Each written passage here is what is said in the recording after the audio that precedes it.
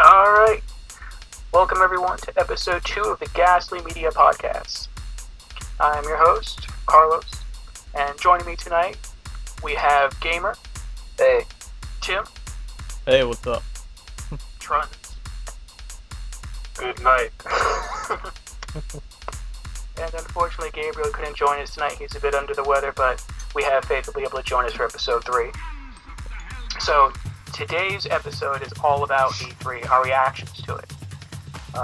But before we get into the conferences individually, first I'd like to talk to Gamer about his experience with the PlayStation conference at the movie theaters. So Sony did that thing where they showed the press conference to a variety of, or they screened their conferences to a variety of different theaters throughout the US and Canada, and Gamer was fortunate enough to attend one of those. So what was it like? Well, first off, I was able to get in as a VIP through the MVP program because we were asked if we wanted to take part in some kind of E3 press conference event. At the time we didn't know. And then eventually we didn't really find out until the public knew. But with the event itself, it was actually a fun drive. Or a fun event. I'm up in Oregon, and I had to drive up to Portland for the event. And it was really cool, just waiting outside in line, because everyone was there for the press conference, and you're just meeting and seeing a lot of PlayStation fans who are obviously there for PlayStation, and so it's like that. Those are the people I really like to hang out and talk with. And we got there, I believe, 2 hours early, so just hanging out and whatnot. So I was eventually they called us to go in. They had a list of people who were VIPs, and for me being an MVP and going through that, there was actually a small list of VIPs of three people. There was me, there was my friend Tortured Needle, and another friend I got to go, which was Stars. And we were on our own this separate from everyone else. And we got seated early, and we got these passes that gave us it was a code to go onto the PlayStation website. That it got us the Destiny Alpha, the Battlefield Hardline Beta, $5 PSN credit, and 30-day trial for Music Unlimited. But other than those few things, it was mostly we were basically like everyone else. But overall, it was a really fun event. It's something I would like to go to again if they continue doing that. Cool. Hopefully PlayStation will. So you said there's a lot of people there? Was it packed? There was. I didn't see the full line. I mean, the theater was packed. Pretty much every seat was taken, and I believe someone said that the line actually wrapped around the building. Yeah, it was said that those tickets ran out pretty quickly, only within a few hours. Yeah. Sony actually underestimated the demand. So, cool. Sounds like you got some good stuff. Alright. Well, moving on to Tim. Mr. E3 this year. How was your conference time? You actually went to California and attended PlayStation's press conference and got to walk around the show floor. How was that? Meet any people? See anything that surprised you? Actually, the precursor to the show was outside, so we took a bus from the JW Marriott, which is by the convention center, over to the LA Sports Arena, I believe, and they had everything set up, and they gave us free food and free drinks and whatnot, and we just kind of hung out there for a couple hours, and I actually got to meet a lot of the MVPs and take some pictures with them, which was pretty cool. And we hung out there for a while, and then we went inside, and there's this huge hockey stadium, theater, whatever, and they had like the PlayStation logo like wrapped around the wall in front. Actually, what I really liked was how interactive the screens and everything was. 'Cause I think if you watched the press conference you saw whenever it was doing like Batman and stuff, like the screens would like glitch up and black out, and then you'd have like the pyrotechnics and things. Those were really cool. And yeah, the only thing that I didn't really like about that whole experience was whenever I walked in, they were playing a Miley Cyrus song, and everybody just kind of looked around. They're like, "What the hell? They're playing Miley Cyrus? Like, what the fuck's going on? Are we in the right place?" Like, yeah. Well, there's PlayStation, so I'm guessing we are. So that's about the only thing I didn't really like about it. Was that just for the PlayStation conference room, or that was as you walked into the E3 building? That was the pre-music selection, I guess. For Sony's press conference? Yeah, Okay. like before everything started, it was like 6 o'clock, and we got let in. So from like 6 to 6:30 or so, they played music. Okay. Well, I understand that everyone's a fan of Miley Cyrus. I am, but, to each their own. It's cool. Yeah, So, I'll admit it. I saw on your Twitter you posted a couple of pics with some pretty well-known people in the industry. yeah.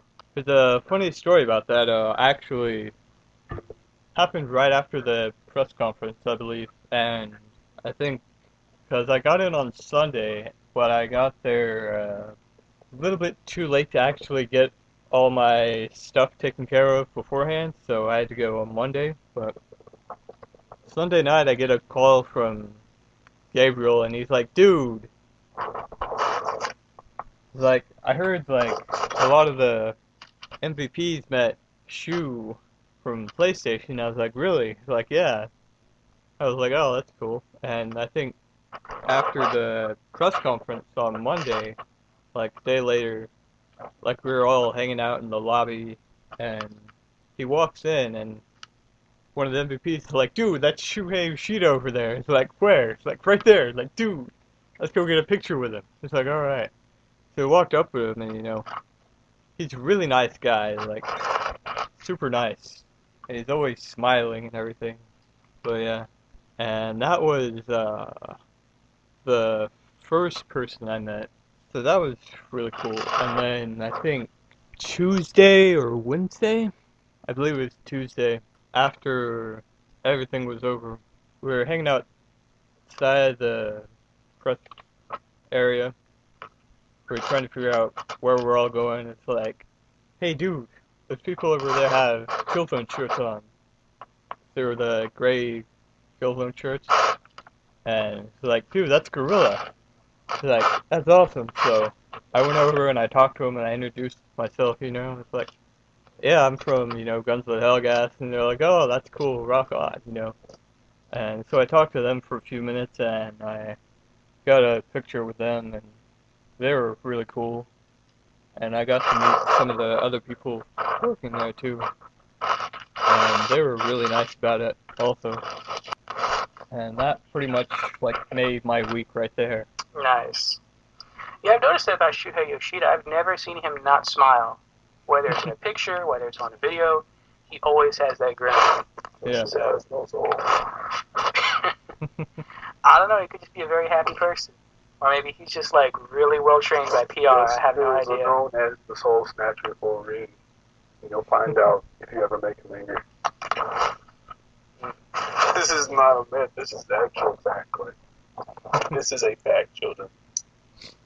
Walk on eggshells around Mr. Yoshida. Yeah, don't say anything bad to Yoshida, otherwise he will get you just like Reggie from Nintendo. It's over. Your life will be ended. Be like, "Karate chop. Bam, you're dead." Like, oh. Alright. Well, thank you for sharing that. I hope you get to go next year, Yeah. or if not you, then some more people from our group get to go. So far, it's 2 years in a row for Guns of the Hellgas. So, Yeah. congrats. Gotta make it 3. Congrats to you. Congrats to Gamer and Gabriel from last year, and keep going, and hopefully we'll get to expand as we go forward. Now, moving into the main meat potatoes of the podcast, the 3 conferences. So, for those people who have seen all 3 conferences, you know that Microsoft was first, Sony was second, Nintendo was last. So we're going to go ahead and go in that order.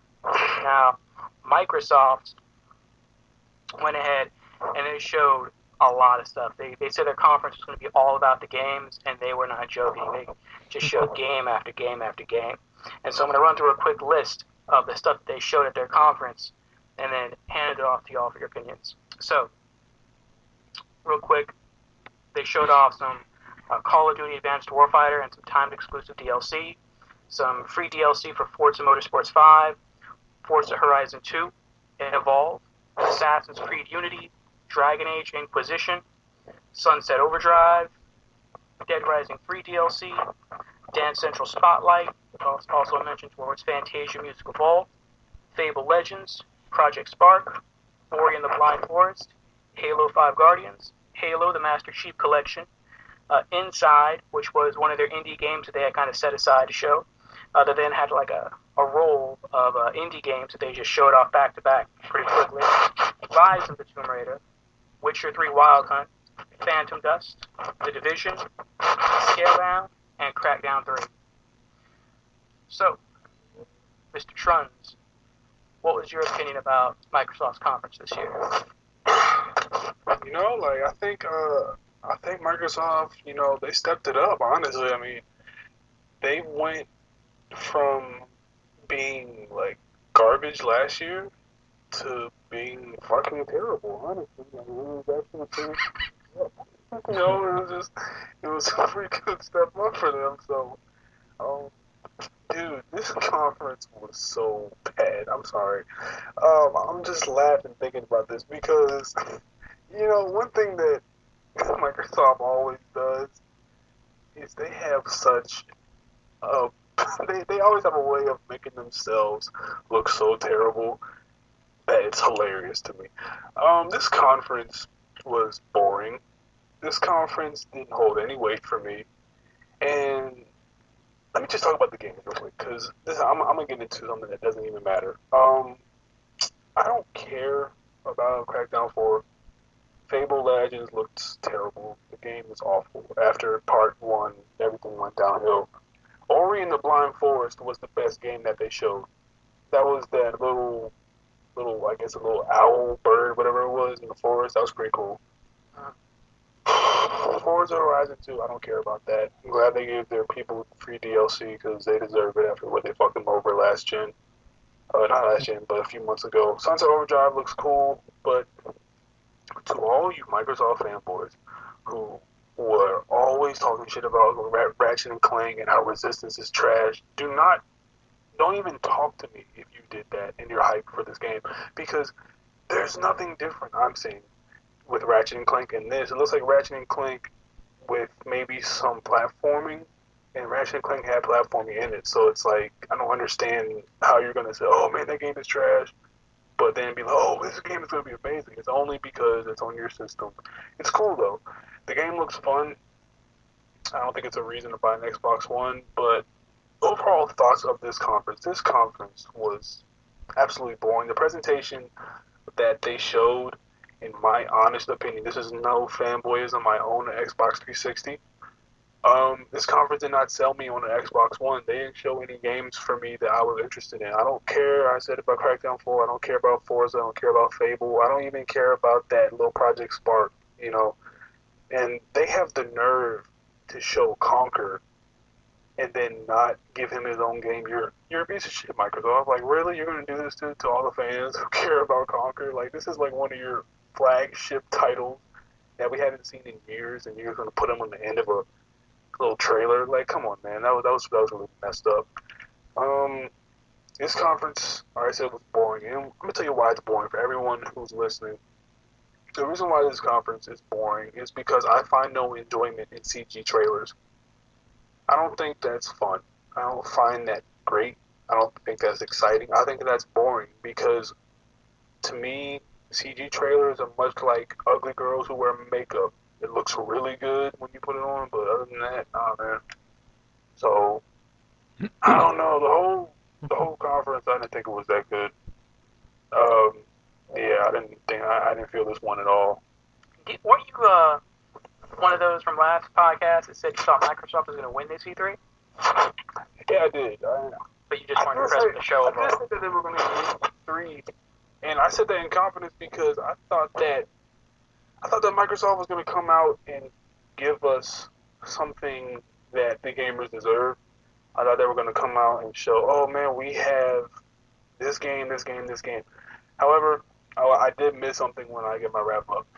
Halo collection, that's an amazing collection. That's pretty incredible. I will give them that. I will give them two things I liked about this conference. I liked the Halo collection, the Halo 5 announcement. That was cool. And I liked the Ori and the Blue Forest. I have no clue what it's called. Let me get the name on that so everyone can. Oh, you didn't even know that. Ori and the Blind Forest. Okay, so those are the two games I thought looked cool. Sunset Overdrive. I already have Ratchet and Clank, but shout out to all the Xbox gamers who will never know that feeling, but now they will because they have this game. Yeah, man, I wasn't really feeling this one. They disappointed me really bad, and it was a step up from last year, though. I will say that it was a definite step. Like they took big strides from being like utter shit to being just intolerable. I mean, I thought that was a pretty good step up. So yeah, shout out to Microsoft for that. Yeah, I will agree with you on that. It was a step up from last year's. So nothing froze up this year? What was that? I said, so nothing froze up this year? Everything worked? Everything did work. But the thing is, I'm sorry I keep on bringing this back, but there was nothing they showed. Like, to me, the conference, it's a bore, and the reason why that nothing froze is because basically they were nothing to play. They had no on-stage demo. They had literally nothing of, like, first-party interest for them that was like, okay, I'm going to play this on stage. They showed Assassin's Creed. Oh, great, another Assassin's Creed game that we're getting yearly. I don't care about the series anymore. It's not even your game. They started it off with Advanced Warfighter. That looks terrible. I'm sorry. I don't care. No one says Call of Duty. Like Call of Duty at this point is like the Michael Bay films of games. It's just annoying. And yes, may look good to you. It may look good to you in the trailer, but when you see it, you'll be like, wow, this has no depth. The acting is awful. The story is trash, and the writing is just abysmal. And it's just like that's what it is. That's exactly what Call of Duty games are nowadays. Are the Michael Bay films of games. It looks really shiny, looks really pretty in the trailer, but like I said, there's no depth to it, and the story is always trash. Like, come on, man. Every trailer or every demo of Call of Duty, they always do the same thing where the guy gets blown back on his ass by an explosion, and then they do that whole drown out ear ringing thing where, like, the grenade blows up, and he can't hear anything, and it's just like, oh, get up, soldier. Like, come on, man. Like, stop recycling the same scene. It's in every game. Remember, for all you Call of Duty gamers out there who are listening to this, go back to every Call of Duty game and tell me that scene is not in every game, and I'll freaking say I'm wrong. If you can prove to me one game that they don't do that, where the guy gets blown back by an explosion, then I'll say I'm wrong. But until then, no, it's in every game, and it's just stupid. It's like it's not cool. It's not cool. So to answer your question, no, nothing froze up, but that's only because there was no really on-stage demos. There's nothing but CG trailers, and that's not exciting to me. That's pretty whack. Like, I don't like that. I hate when gaming companies continuously do this because, for me, I've learned not to trust these companies, and you shouldn't trust them either because a game will look amazing on stage, and then when it comes out, it'll look trash. You're like, how did this happen? Doesn't look like anything like the trailer that I saw because it's not really rendered. It's just, man, I have so many complaints, but I have to keep this down. No, bad conference, terrible, trash. Next. All right. Well, Mr. Gamer, what's your take on it? Yeah, with Microsoft Drive press conference, personally, I want to point out is like when they open, I like how they like came out welcoming everyone to E3, saying that they are there with Sony and Nintendo as well as the developers to share their passion about gaming. So it's like to me, it's like Microsoft opened, knowing that they were, doing the worst of the three consoles so far, and they're just trying to be friendly with their competition. But like, other than that Slam's like, I'm gonna give a shout out to a Blockbuster Critic on YouTube. He fell asleep during the press conference, and Slam's like people were like talking about that on Facebook, and I did the exact same thing. I was waiting for Microsoft press conference to start.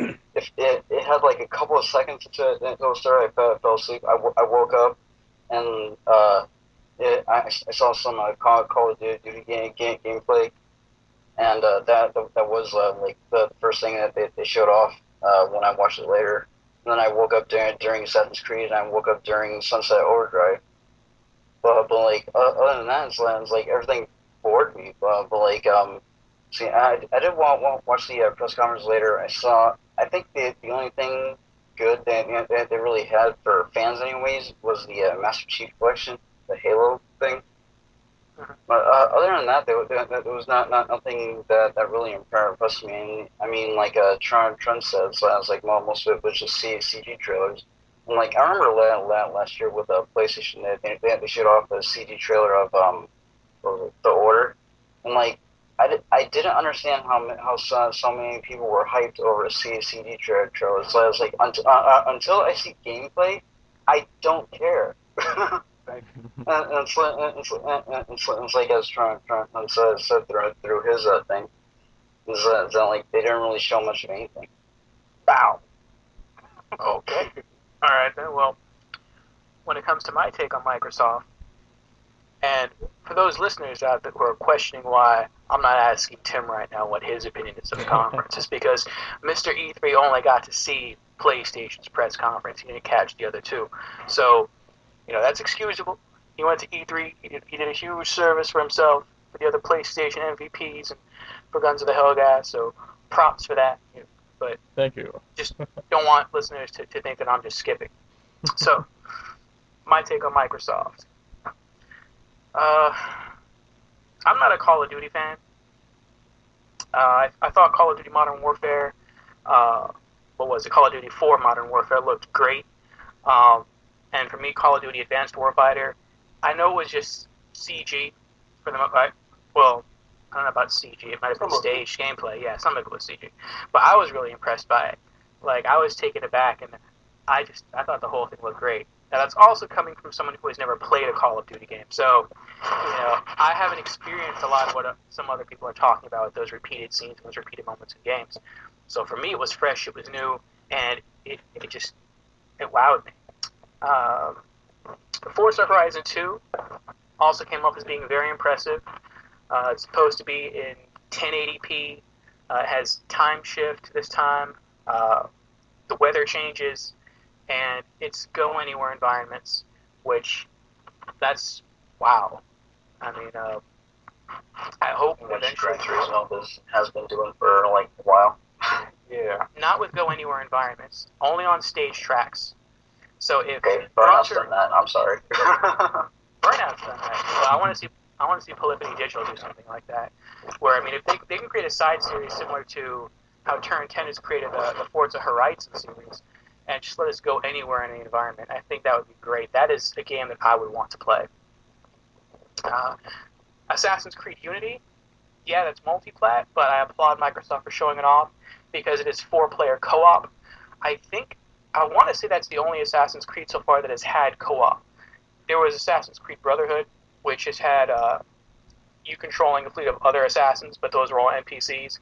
There was also, I want to say, Assassin's Creed, what was it? I forget which one it was. But I know one had multiplayer, but it was like a versus multiplayer. It wasn't co-op. But this one actually has 4-player co-op. So, I mean, I like it. Go ahead. Brotherhood up until this most recent one, AC4, has all had multiplayer. But like with EC4 and EC3, then there's this Wolfpack mode which you can play co-op. It's not story related, but yeah. Also, with Assassin's Creed, I'm actually so surprised Microsoft has shown that off there, because Assassin's Creed has always been shown at Sony's press conferences the past couple of years. Very true. So let me ask y'all. Let me interject real quick. Are y'all, besides Gamer? I know Gamer's probably gonna buy this one, but was anybody here, Jen and Orville? Were you all? I mean, are you all, without even having to see the trailer, are you all even excited for another Assassin's Creed game? Like, is that like on your Christmas list of like, oh, I gotta get this? Like, really? I actually saw the trailer for the Assassin's Creed, but it wasn't in the Microsoft area. It was in the Sony area. So I actually did see that, and it looks really That good. wasn't during the press conference, though, was it? No, it wasn't during the press conference. It was During the actually floor, during right? E3. Yeah, yeah, that was on the show floor. Yeah. Okay, yeah. So, I mean, I just like, quick tidbit right here. I see no reason to keep supporting Ubisoft with Assassin's Creed, because I think that in art, because video games are art, that you shouldn't keep adding on to certain things after a while. Like, to me, a sequel is cool. Hell, even a freaking, even like a saga is cool. 4 games is cool. Even 3 games, I think that's pretty good. That's probably my cup of tea, to have a 3-game series if you're gonna do a series. But once you start getting past that 4 range, it's just like, I feel like the developers are in the developing studio, and they're just like, oh, I mean, we might as well just put this together, and they're gonna buy it anyway. I don't like feeling like, I don't like developers thinking I'm dumb, because I'm not dumb, and I'm not gonna continue to support something that you're just gonna make another replica of next year. And yes, I am a huge history buff, and I love history, but dude, like the Spanish Inquisition and the Renaissance and all these different things is not enough for me to continuously support your product when you've done nothing different. It's the same combat system, the same stories about betrayal and about murder. I mean, it's cool, but I wouldn't. I'm gonna put it this way: Assassin's Creed is a game that I would love if someone gave it to me as a gift, but I wouldn't buy it. Like, I would not buy the game past 3, and this is who bought 3. And like some defense for myself, I was originally gonna skip AC4 up until I saw, I believe it was like 20 or $30 during Black Friday, and it's like, I really actually did enjoy AC4 for whatever reason. But with AC4, or not AC4, AC Unity, I actually kind of want to get the game, because it's like, you see the lineup of games coming out soon, and so like that. That's not my big problem. A lot of them are like cross generation games, but which I feel they are being held back by like, hardware that's 10 years old or whatever. No. And like AC Unity is specifically for the Xbox One and PS4 and PC. So it's like, I want games that are like, for this gen. I mean, right now, Yeah. I have Killzone Shadowfall, and I played Infamous. I did have it, but I brought it back to GameStop because it was way too short. I platinumed the game today, but yeah, those are the only 2 games I've played so far that are like only for the current gen now. Yeah. Well, I also was not entirely thrilled by the concept of the last Assassin's Creed, Black Flag, because before I found anything out about it, it's like, oh, they're gonna add more ships to it because people like ships, and I'm like, they're pirates, and I'm like, that doesn't make sense. But I mean, the way they actually played it out was actually really good, and I actually really enjoyed it. Although I've never actually liked the online multiplayer, except for the Wolfpack. The Wolfpack's actually pretty good, but the regular multiplayer for all the games it doesn't work for me because I don't know, it's like broken or something. there's something wrong with like the mechanics of the game.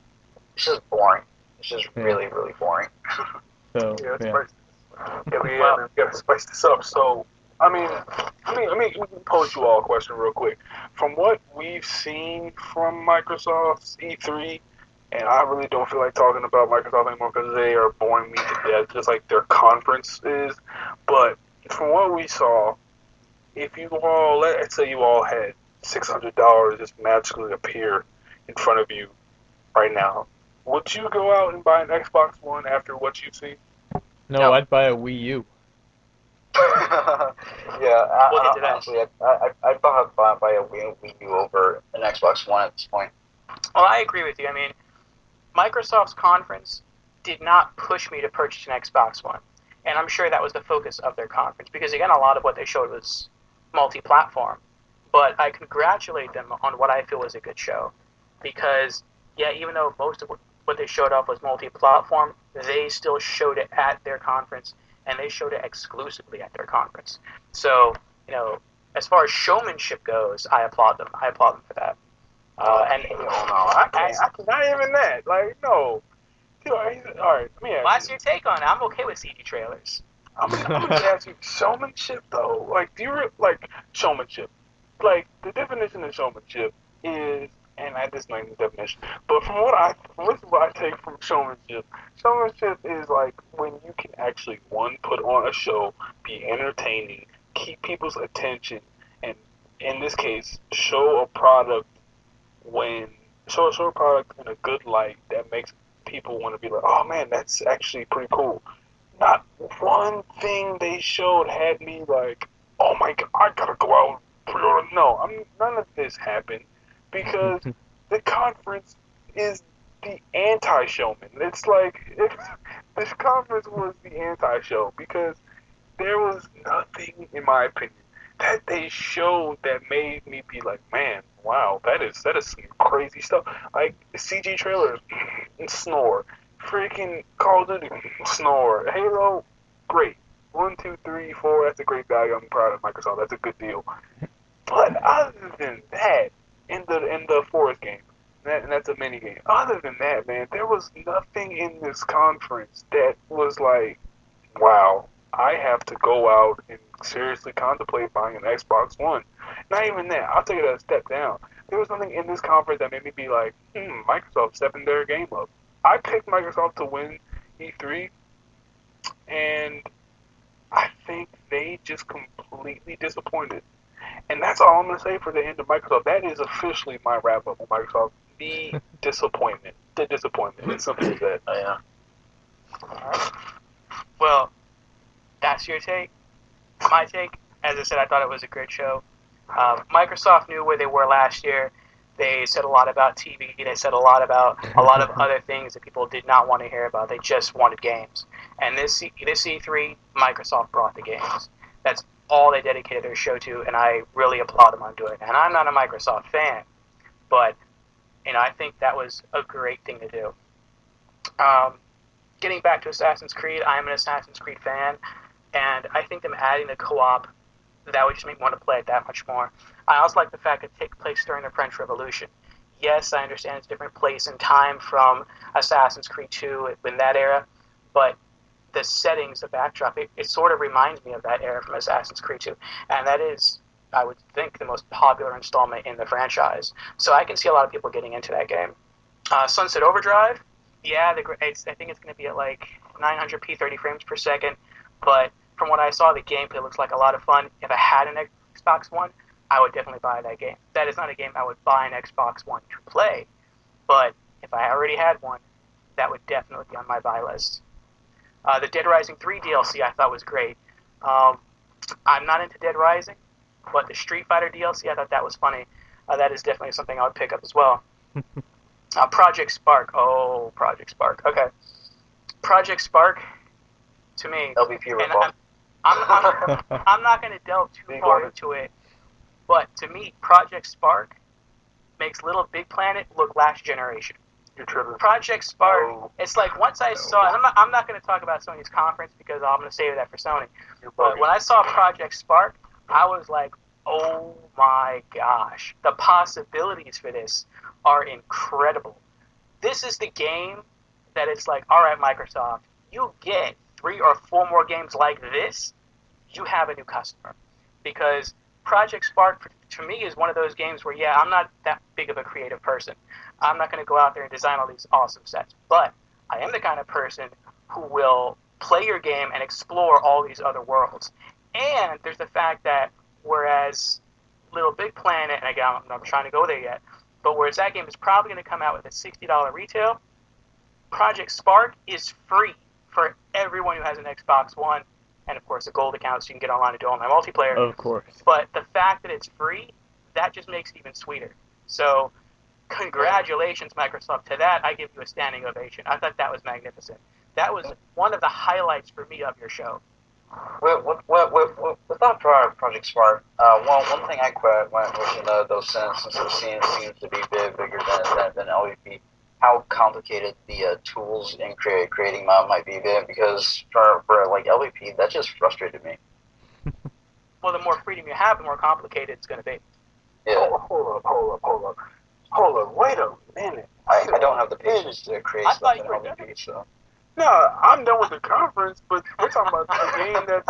I'm done with the conference, but this game is also on PC, so we're gonna get into this. Project Spark. All right, so we will call that a Microsoft exclusive instead of just an Xbox. We will call this a game that's on 2 different playable things. And for real, it looks like makes LVP look last gen. Hold up. Shout out Sunday Elgin real quick, he's sick. But what? No, you're tripping. This game, did you see the in-game graphics? It looks like freaking. Have you ever heard of that like a game Club Penguin? It looks like Club Penguin. Like look it up. Look up what Club Penguin looks like. If you're trying to see the graphics look kitty, is that what you're trying to say? I'm trying to say that the graphics look absolutely kitty, and this game looks like this game doesn't look that great in my opinion.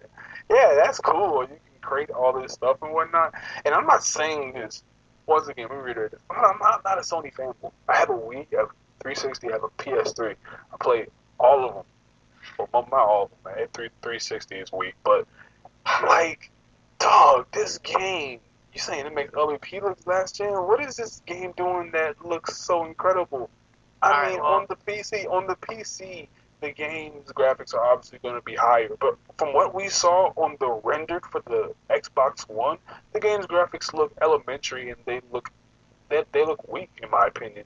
So yes, I can give Microsoft credit for getting this game on their platform, but I'm not going to give you props because you got a game over from PC. Like, bruh, it's on Microsoft Studios, right? Isn't this on Microsoft Studios? If not, then, well, all I'm trying to say is that this game does not make LVP look last gen. LVP, I can already tell, has more physics and way more science behind it than this game will, because this game looks like a freaking Brutal Legend creator. That's what it looks like to me.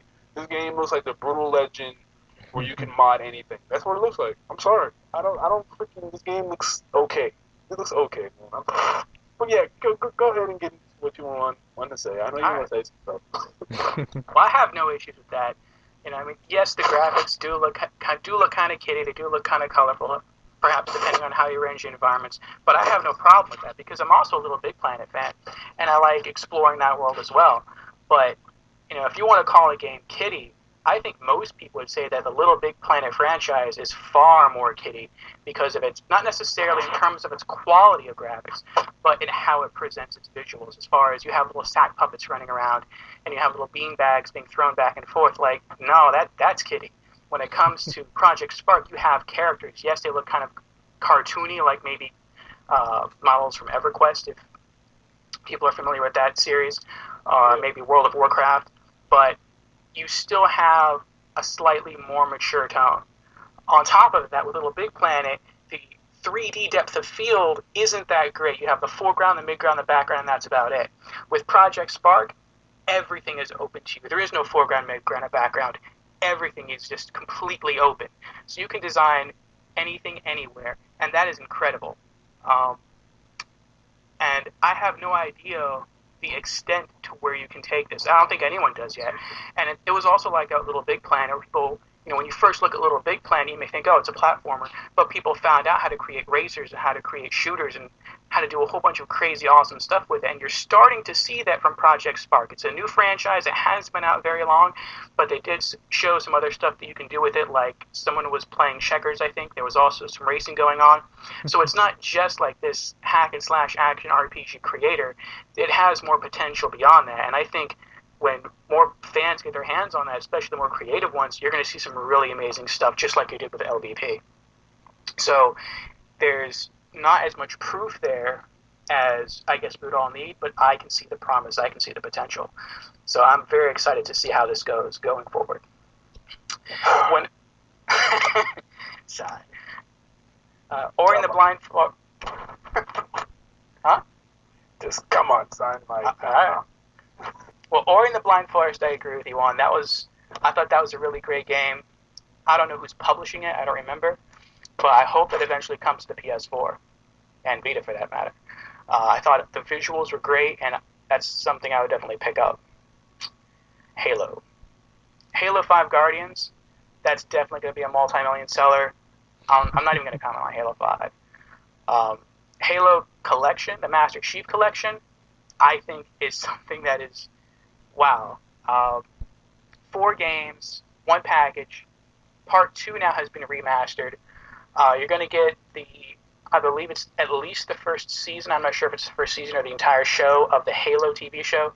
Microsoft still managed to slip TV in there, but at least they kind of included it where it made sense. And all of the games have multiplayer, and all of the games have achievements. No. When I say remastered, I mean like they took Halo 1 a while back on the Xbox 360, and they gave it a huge facelift to Halo 1 Anniversary Edition. So you can actually press like a button on the fly and toggle back and forth between old school original Xbox Halo graphics. Yeah, they didn't do that with 3 and 4. Oh, no. I'm sorry. All of them have been remastered in the terms of the ones that came out last gen. I'm talking about the original Xbox One. That's completely been redone. Like, they made it like it was a new game. Like, that's crazy to me. Along with Part 2, 3, and 4 got a little bit of an HD lift, but you can't really do much more to that. All of them got the online, and all of them you can go from old to new, just like you said. And I just want to say that shout out to Microsoft for that, because that's incredible. If you have an Xbox One, that has to be in your library. That is a great value, and I think it's going to be, what is it, $60 just for all of these, or is it more than that? It's probably going to be 60. How much? It's probably going to be 60. If it's 60 for those games remastered, dude, that is a steal. That is legitimately, like, knowing Microsoft, they could just charge $80 and some change for $100 for just for the effort. And I would give them props for that. That's a really good deal, and I respect that decision for them to do that, because all the Halo gamers out there who still care about Halo are going to really love this collection, and they will play this till the end of time. Promise. No doubt. And there's a lot of new gamers out there, too, that have never really gotten a chance to experience the Halos back on the Xbox 360, or especially Halos 1 and 2 on the original Xbox. And so now they're going to perhaps get an Xbox One, maybe for Christmas, maybe they could be little kids, or get one for their birthday, and they're going to play Halo 5 because they hear that's the big game. They're going to love it, and they're going to want to see where this franchise began, and they're going to be able to very easily do this with the Master Chief Collection. Or maybe they're just anticipating Halo 5 because they hear so much talk about it, and they can get and scoop up the Master Chief Collection early since it's dropping this year rather than next year like Halo 5, and they can get all that experience in ahead of time. So I think it's a brilliant move by Microsoft. And it's a win for consumers, definitely. Oh, yeah. Another thing I want to talk about was the indie games that Microsoft showed off. I thought Inside was good, but when it came to that quick spiel, I don't know how many indies they showed off when they were just like showing them back to back and they weren't really spending a lot of time on them. Maybe it was like 5 or 6. I was impressed by every single indie game they showed in that reel. Every single one, I said to myself, I want to own that game. And again, I hope that we get those on PS4. I don't know if they're timed exclusives or full exclusives. We'll have to see as time goes on. Most likely, but I'm not going to get into that issue. That's the Xbox parity issue. That could be a whole other show. But and I'm hoping they come to PlayStation platforms. Rise of the Tomb Raider, great reveal. Multi-platform, yes, but I liked it. Pure CG, I don't care. I was entertained by it. Witcher 3 Wild Hunt, a gorgeous world. I am not a Witcher fan. I will admit up front, I'm not going to buy the game. It's not my type of game. But to see the vastness of the world, reminded me a bit of Elder Scrolls. You know the game is just, it looks huge and the world looks gorgeous. And so there are definitely those Witcher fans out there. There are definitely those open world RPG fans out there. And I think they're going to enjoy the game. And the last thing I want to talk about was Scalebound. Scalebound from Hideki Kamiya, the creator of Devil May Cry. Devil May Cry. When you look at the main character, I'm guessing it's the main character they showed off in the trailer, he looks like Dante. He looks like Dante, like a younger version of Dante from Devil May Cry 1. And the kind of cockiness that he comes off with, where he just takes out and sort of just runs headlong at the enemy recklessly, like that screams to me young Dante. The fact that it looks like it's going to be a crazy hack and slash, that looks great. The way he jumped up in the air and then completely covered himself in armor, that he basically Devil Triggered. That's Devil Trigger from Devil May Cry, and I'm a huge Devil May Cry franchise fan. That's one of my favorite franchises of all time. And if this is truly a true Xbox exclusive, where it's only coming to Xbox One, or if it's a Microsoft exclusive and it may also be going to PC, that is another game right there that sells me on an Xbox One. Originally, I bought a PS3 as early as I did because I knew Devil May Cry 4 was coming to the PS3. That's when I made my purchase for that game alone. So the fact that they're getting exclusive rights to something made by him that looks similar to the franchise he created, to me, that's huge. So overall, I really enjoyed Microsoft's conference. I thought it was a very good show, and I was thoroughly entertained by it. So that is my complete wrap-up on Microsoft's press conference. I liked it. So moving on to PlayStation's press conference. Mr. Tim, this is your time to shine. Give us your thoughts on PlayStation. My thoughts on PlayStation. Well, let's see. I think they did a really good job, and I just pretty much love the whole thing. There's a few things that I saw that I didn't know a whole lot about, but I'm kind of interested in, like the TV show Powers. Apparently. Oh yeah, actually, I'm sorry, my bad. I didn't mean to cut you off there, but before we continue going forward, to keep consistency, I just want to go ahead and ramble off the things that PlayStation showed at their press conference, just like I do at Microsoft's. That way, people who didn't actually see the conference, not anyone on the show, because we all did, but for listeners, they have an idea of what went down. Yeah. So they talked about Destiny, a white PlayStation 4 coming out, The Order 1886, Enshrined, some Infamous Second Son DLC. There was Little Big Planet 3, Bloodborne, Far Cry 4, Dead Island 2, some Diablo 3 DLC, Battlefield Hardline, Disney Infinity 2, Magicka 2, Grim Fandango, Good God. some indie games from Devolver, The Talos Principle, which is another indie game, Let It Die, Absu, No Man's Sky, YouTube is coming to PS4, Yes. Project Morpheus, Hallelujah. Stop the presses. new Playroom DLC, some free-to-play games, PlayStation Now, a couple of new games coming to the Vita, the PlayStation TV, Mortal Kombat X, Powers, Ratchet & Clank the movie, the first Ratchet & Clank being remastered, The Last of Us remastered, Metal Gear Solid 5 Phantom Pain, Grand Theft Auto 5 remastered, Batman Arkham Knight, and Uncharted 4. So, alright, Mr. Tim, go ahead. Sorry about that. Take it away again. Yeah, so, like I was saying, about the, Powers, apparently it's their first original TV show that's doing, apparently after they axed the, tester series, their first original I guess, programming that they're doing after that, and it looks interesting.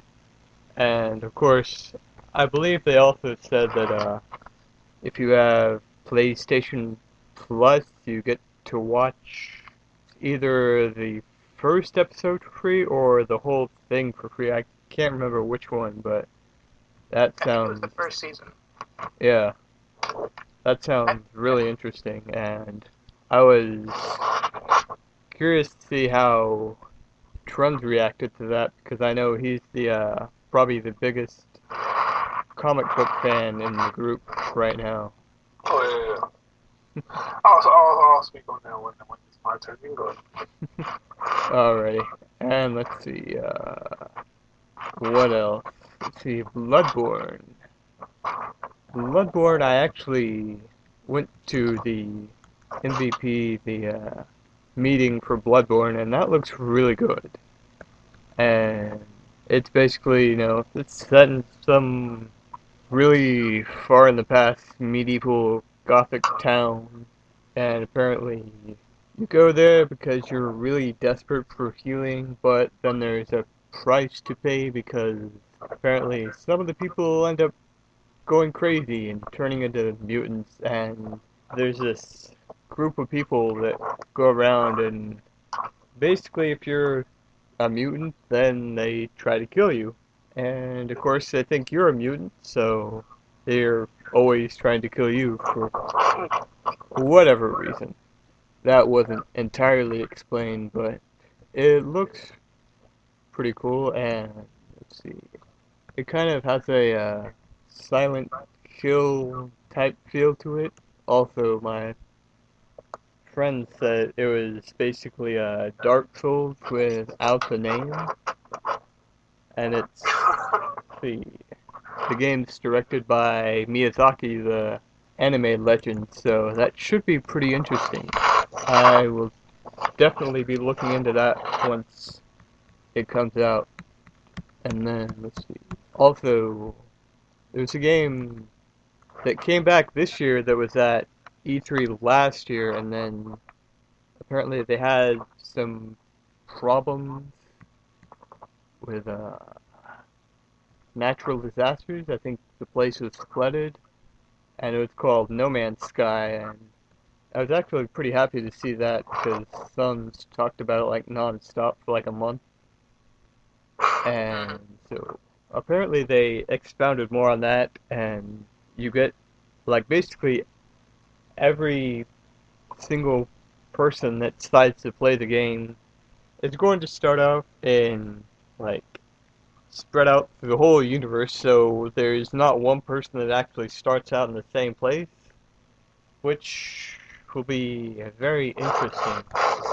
And I'm curious to see whether you can actually run into other people, which is probably possible, but wasn't specifically mentioned in the game. Yeah, I hope so. So I'm curious to see how that plays out. And let's see, what else? There's Batman. The new Batman Arkham Knight, I believe. That looked really amazing. The Mm-hmm. being able to actually drive the Batmobile, that was really cool.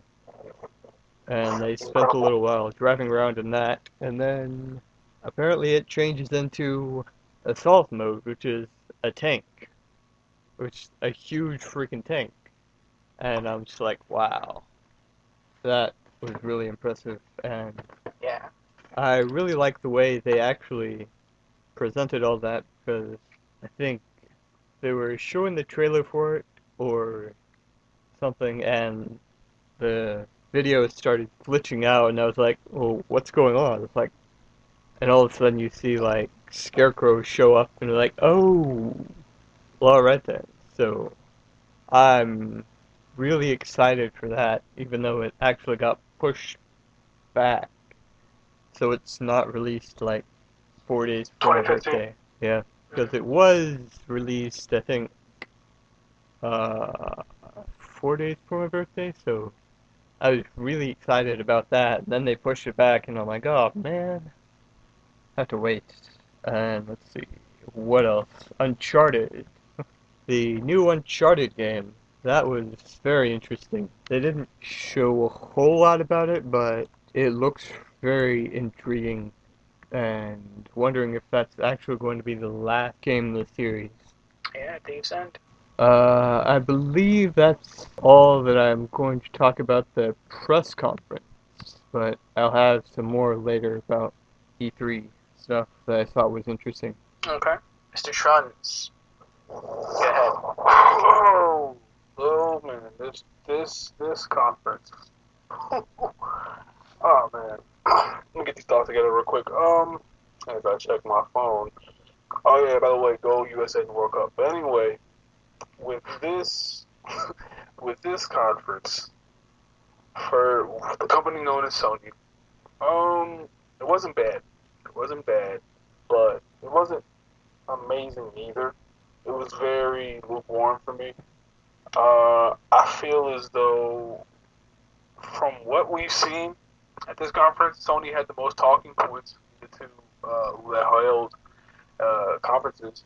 And I don't want to get back into Microsoft, but I just want to say that real quick, for all the fans who think that, oh man, oh look, every Sony fan who liked this conference is a hypocrite because they hated on Microsoft last year with the whole TV and everything else that wasn't games.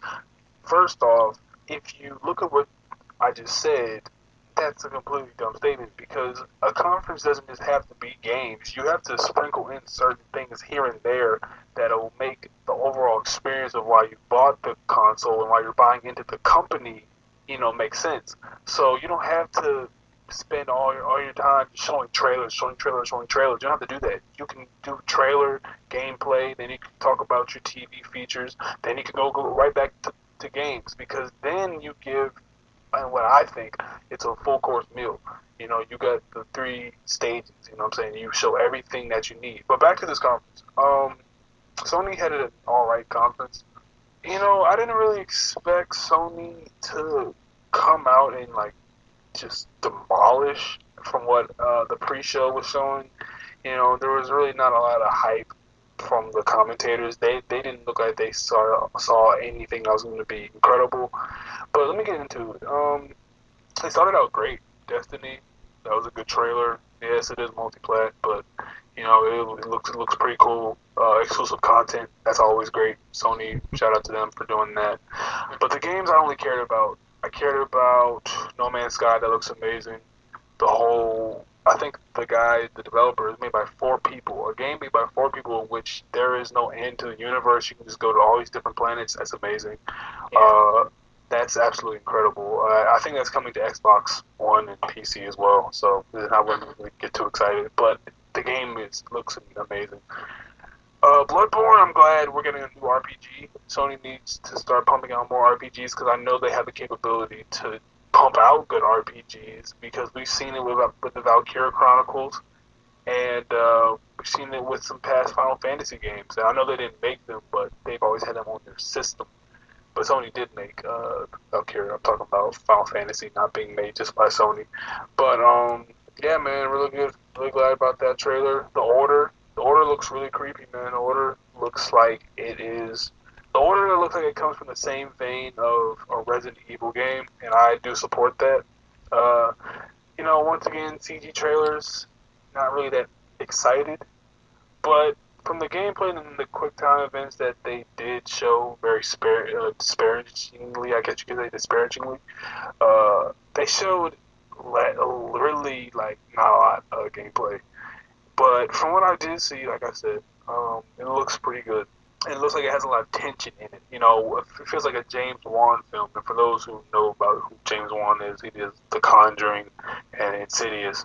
And a lot of those movies are very tension-based. And I felt like I was watching one when I saw the whole lamp light or whatever it was. I think it was I don't know what those things are called. It was a lantern or whatever. That was a really good effect with the lighting. It looked great. So yeah, for that, it looks pretty cool. I talked about Bloodborne, LBP3. I already know that's going to be amazing. I think the first 2 LBP games are some of the greatest games ever made. I know that they're not doing this one. Meet the Molecule. I know they're not doing this one. but it looks good still. So I think they're focusing on a new IP, and they're just not doing this one. So I'm fine with those also on what's it called, the on screen. I guess you could say demo. I guess that looked really fun. The guys that are having fun with it, and the mechanics look cool, and the story is going to have a lot of different characters for those who are interested in knowing what the story's about. I think there's going to be more than one guy, Sackbot, Oddbot, and all these different guys or whatever. I don't think I got the names wrong. Odd, Sack, whatever. Just something funny. Arkham Knight. Can we just clap for that real quick? Arkham Knight looks like Game of the Year material. Hands down, if you're a Batman fan, even if you're just a fan of games, Batman Arkham Knight looked like everything everyone goes to sleep and dream about to me, Arkham Knight is just a DC fan's like wet dream. Because you get to jump out of Wayne Tower, and I've heard some statements, and I've seen some statements on IGN and all these different sites saying that this game is going to be like GTA for Batman, where you're just not going to be playing as Batman. And they might have fixed this, and they might have taken some of this aspect of the game out to push back.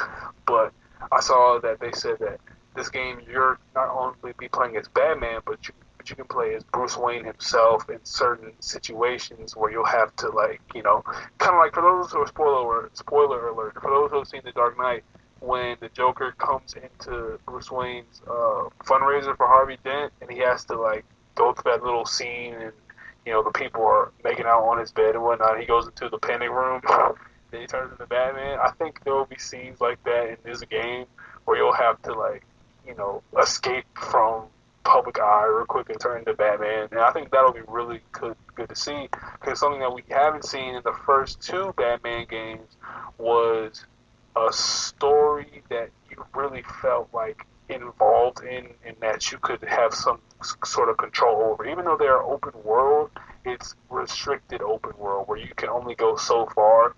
It's not like GTA where you just feel like the city goes on forever. And there's so many different little shops and little stores you can go into and whatnot, and side missions. I'm glad they're putting the Batmobile in this. The Batmobile looked like it was just the gameplay looks really immersive, and I'm not going to get into a huge tangent on this, even though I pretty much am, but Batman Arkham Knight looks like Game of the Year material. Now, for the game that I know will be Game of the Year. Let me get that round of applause real quick, Jen. Uncharted 4. Thief's End. Uncharted 4, Thief's End. Oh my goodness, what can I say about Naughty Dog? That game, and I know I'm going against everything I said about CG trailers, but for those of you who think that's a CG trailer, you don't know Naughty Dog, because that was not CG. That was in-game for the most part. That was in-game graphics. It said in the beginning of the trailer, rendered from the PS4, and it's live from the PS4. Uncharted 4, Thief's End. I don't want to get into too much Uncharted talk, but I'm just really interested in seeing where this story goes.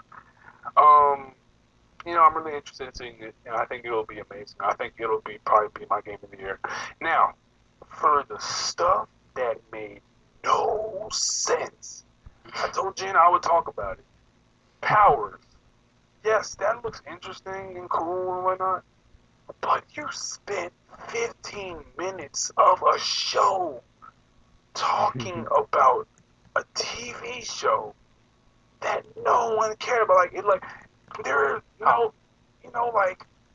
I don't mean to disrespect people who made it, but we were just coming off of seeing LBP 3, No Man's Sky, Bloodborne, and all these cool looking games, and then you come out with, hey, here's some sketches. Like, no one cares about your sketches, bro. Like, I'm sorry, like, no one cares about your composite art of your show. Like, this is E3. Tell us that, hey, this is Powers. We got a new TV show coming out for you all. Thanks. Then get off stage. We don't want to hear, okay, so here are some things that we're going to be showing. Don't ruin the show, and don't tell me about your sketches, because I don't care about your little art. Like, I don't care. I'll watch it when it comes on, and that's it. I don't need to hear 15 minutes about your power show. I don't need to hear that. That's completely breaking up the momentum, and it was dumb on their part to even think people were gonna care that much. Like, people were leaving the stream that I was in, talking about, I'm out. This is just boring, because literally for like 20 minutes, Sony just took this dive. It's like they started out so good, and they just took this horrendous just descent into the pit of irrelevance. And like, just for no reason, they just kept talking about like, oh wait, here's some apps. Oh wait, yeah, here's some sales. The guy who's on the stage was just shots fired at Microsoft the entire night. He was just like, he was dissing Microsoft the entire night. That was pretty funny. But he's like, he looks like, dude, I'm sorry, like, for 20 minutes, Sony put on one of the worst conferences. For 20 minutes, they put on one of the worst conferences ever. Because that 20-minute gap of, like, just nothingness, and I think it was more than 20. It was probably like a good 35 minutes. Just that 35 minutes of just nothing. For a person who wasn't at the thing, I'm pretty sure Jen was cool with it because he was just around the whole aesthetic of E3. He was just taking it in, and it was cool for him. But for a viewer who was watching it on a laggy stream sometimes, I was like, this is the epitome of irrelevant. Like, I don't care about powers. I don't care about Project Morpheus. I don't care about this and that. I don't care about your numbers. I don't care about the Vita's struggle. Like, I don't care. And then it came back up with the Metal Gear trailer. I didn't see that. I didn't see the trailer when it came out. And then it came back up again, the hype of the conference, what I'm talking about, when first it's coming up. But it came back up, the hype came up for me again. It went up when I saw Uncharted 4. So, yeah, overall, they showed some good games. But I just want to say that the showmanship of this was kind of weak. And I respect the games that they show. I think they're going to be great. But, as an overall conference, you know, it didn't do that much for me where I was like, man, this is incredible. It wasn't one of those conferences. It was okay, cool. It was solid. It was okay. So yeah, that's my thoughts on Sony. I'm gonna pass this back to Orfield. It was a meh conference. Okay. Yeah. What about you, gamer? Let's see. Sony. They opened with Destiny. I've been interested in Destiny ever since I don't remember what it was, but like that there was this interview I saw. I believe it was Escapist magazine that like interviewed the Bungie. And they were saying that there's gonna be clubhouses, create like your own characters and a whole bunch of other stuff. And so I was like, I've been interested in that ever since I saw that. I got to play the alpha this last weekend, and you know that helped with my interest. And so I was like playing that. I felt like that there was this Borderlands, Halo, and Mass Effect kind of feel. Well, Mass Effect was far first creating your character, but like opening with the Destiny was pretty good. I'm just trying to remember what games they showed. It was Mortal Kombat. I was surprised they hadn't actually showed that. It was amazing how brutal some of those how the fatalities were. Since I was at the theater, it's like during that whole thing, yeah, you heard the crowd goes like every time. It's like, you know, there someone was getting cut, or like, yeah, you know that the part where I believe it was Scorpion's legs like reached in Sub-Zero's stomach and like split his spine apart. I was like, wow.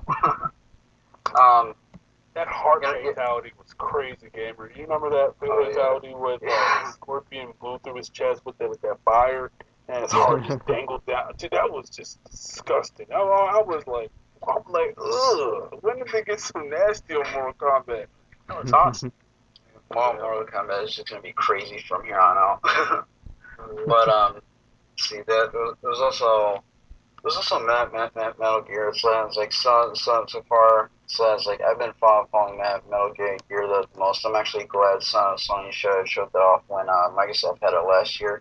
but it was kind of spoiled though before, but because the video was leaked, and I saw it like on my Vita, and like for me, I'm a huge Metal Gear fan, so that's like I got emotional every time I watch the trailer. But like seeing on the big screen, I was just like, oh my god, I gotta get this fucking game.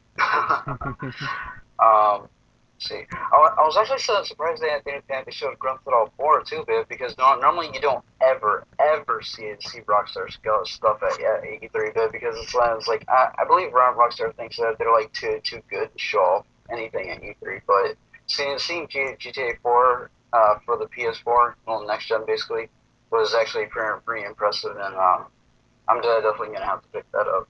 The Last of Us remastered. I never really cared for The Last of Us last year.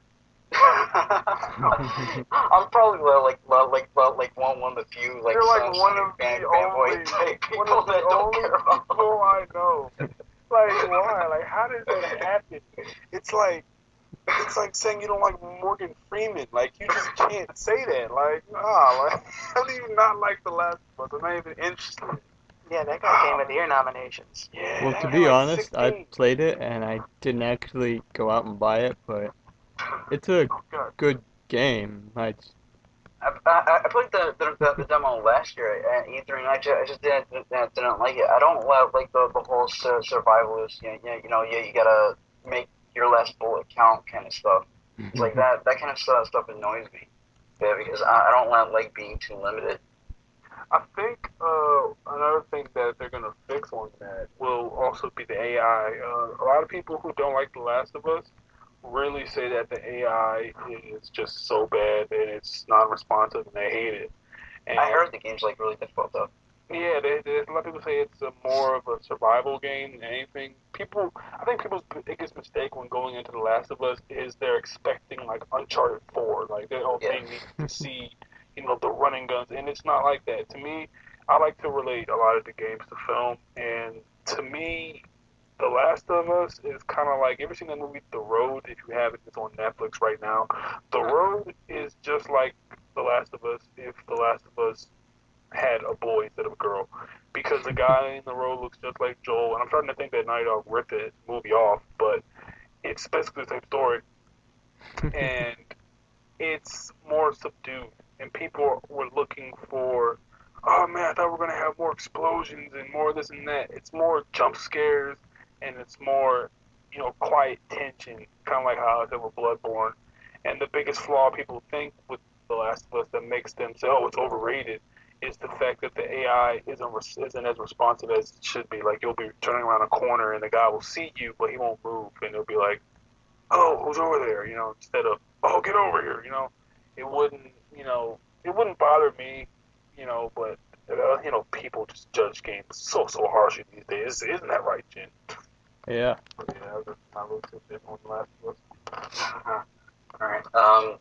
There's also Bloodborne. I'm not much of a Demon Souls, Dark Souls fan, but like it was pretty like it looked really good graphically.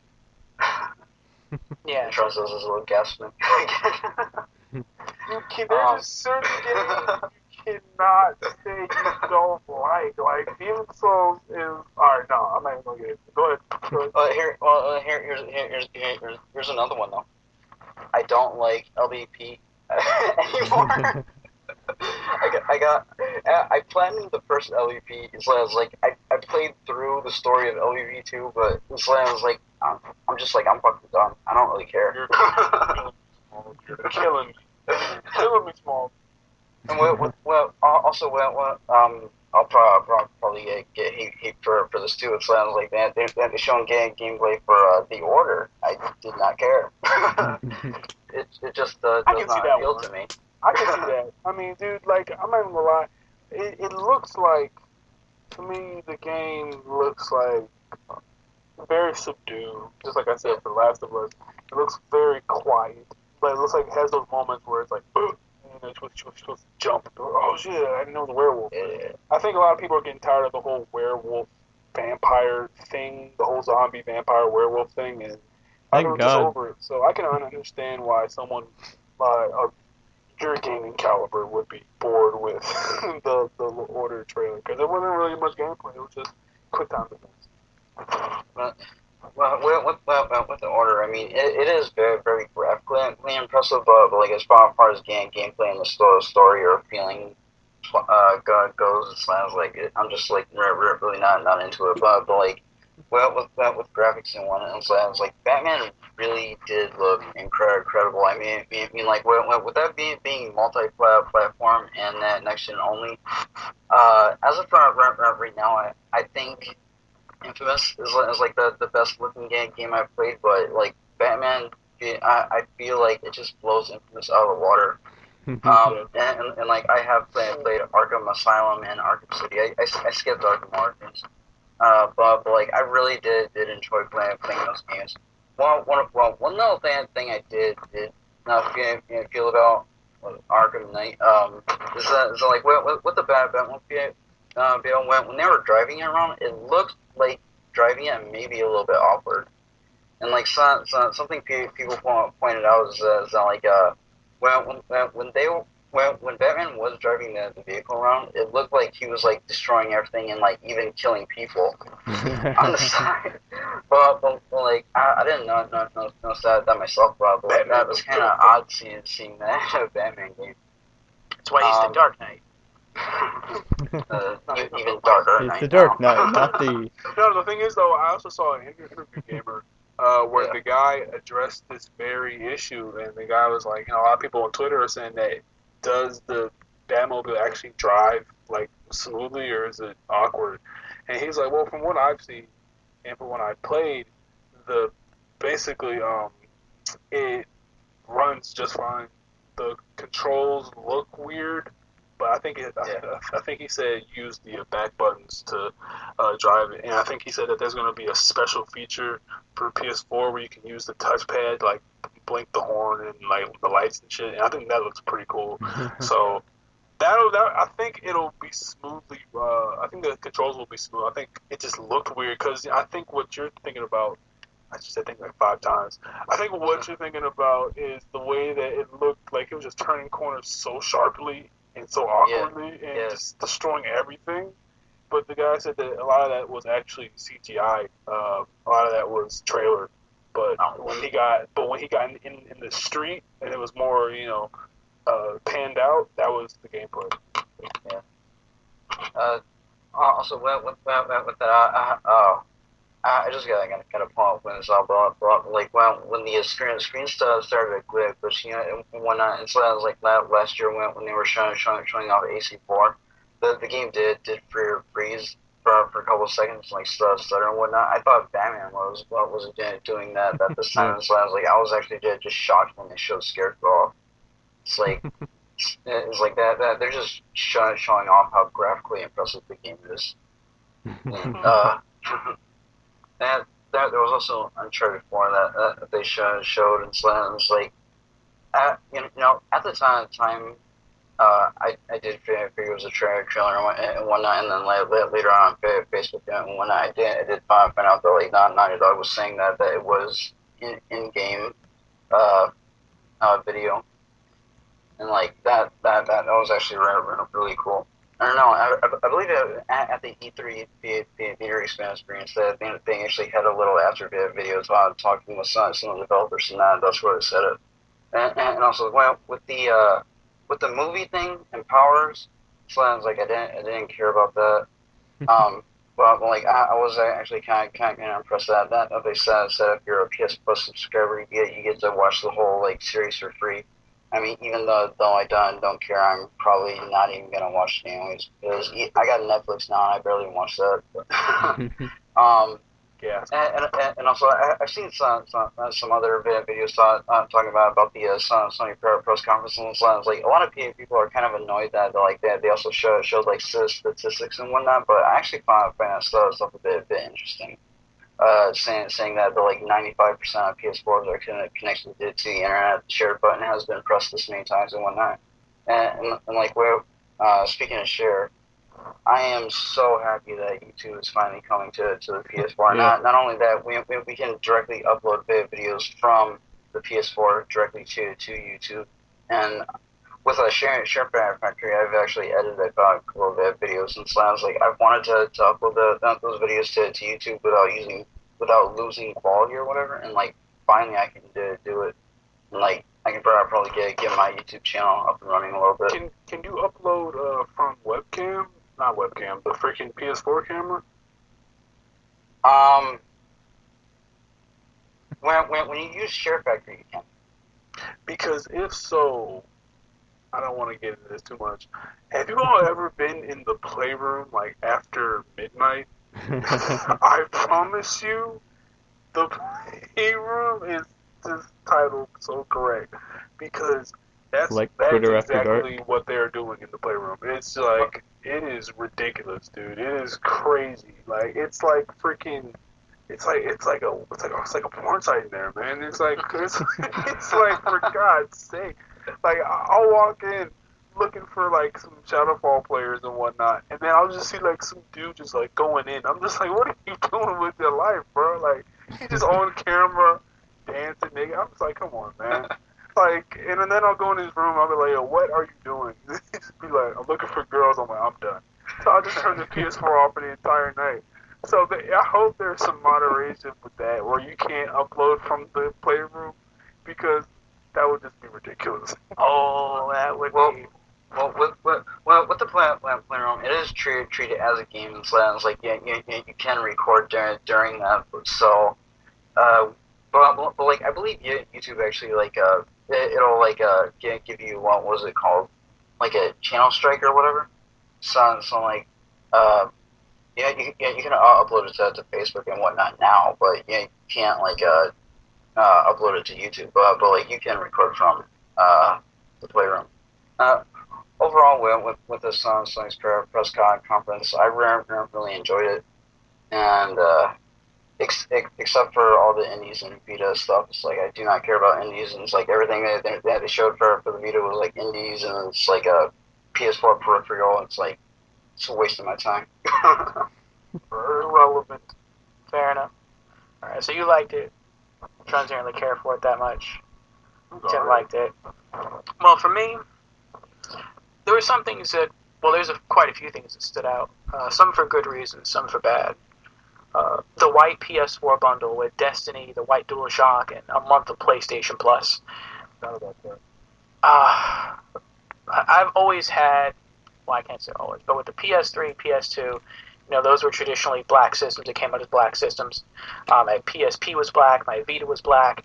I feel like I want to change up. Like I want to get a system that's a different color, and so I'm definitely looking forward to getting that white PS4. I haven't got a PS4 yet, but you know, if I can, I understand it's probably going to be a limited edition, but that is definitely the one I'm going going for. That got me excited.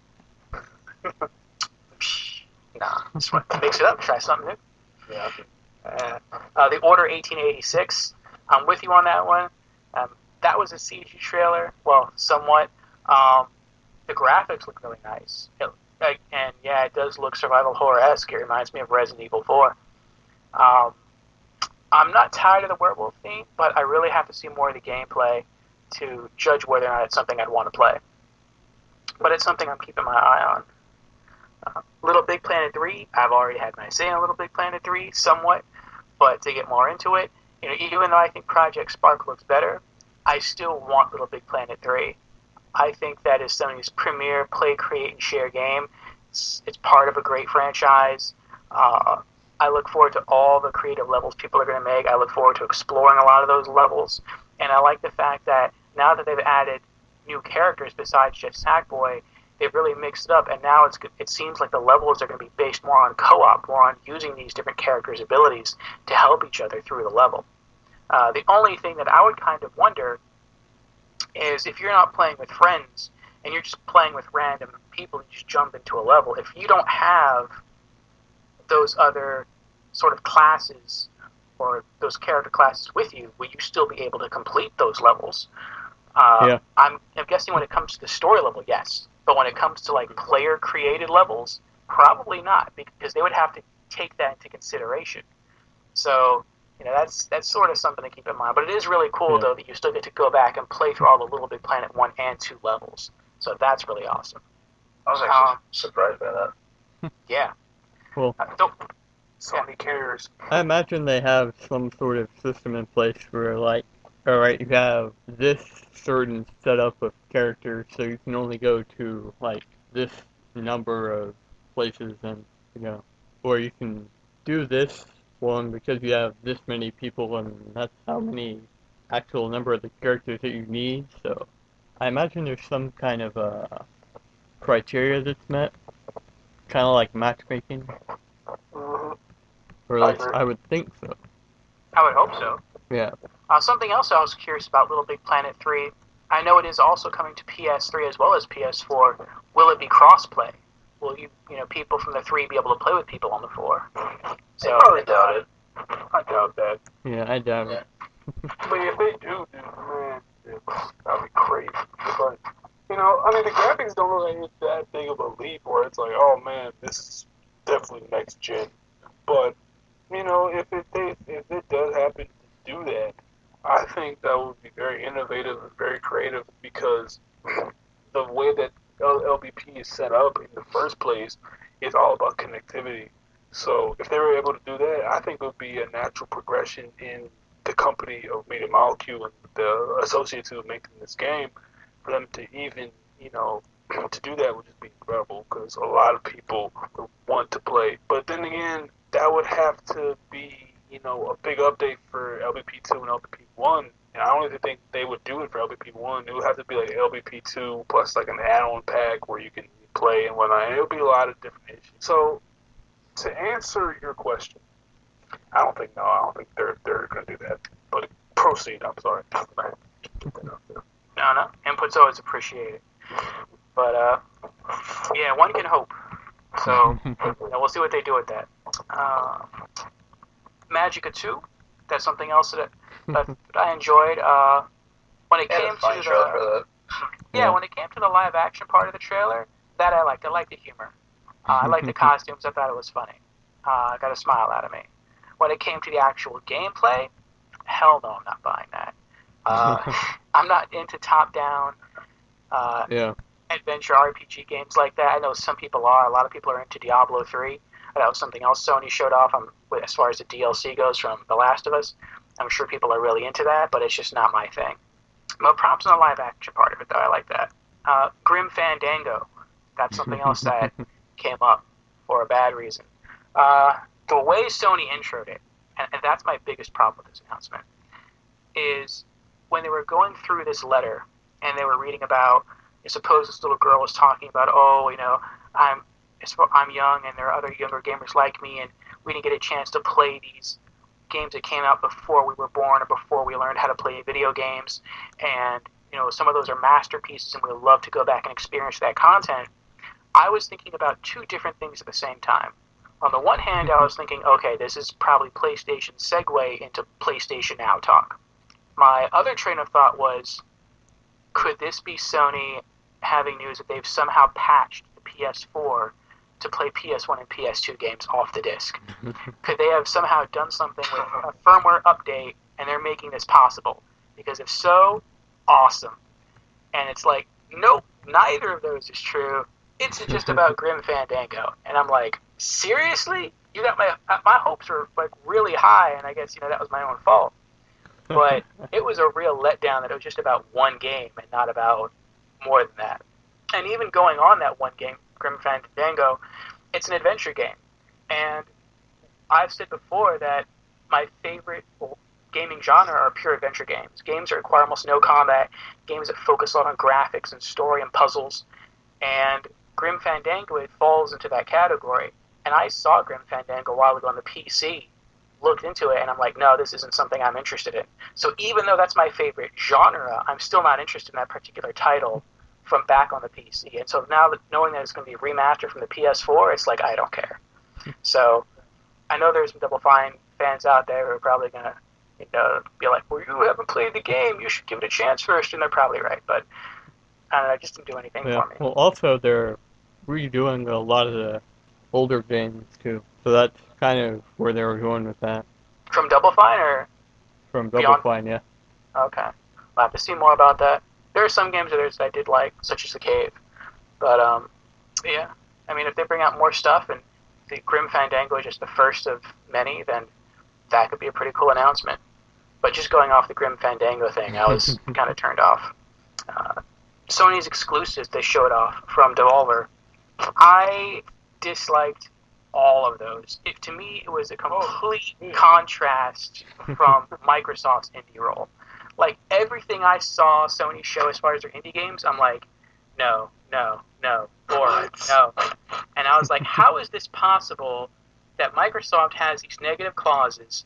They are not as indie-friendly as Sony, and yet everything that Microsoft showed off, I'm like, must buy. And everything Sony shows off, I'm like, complete pass. Like, that shocked me.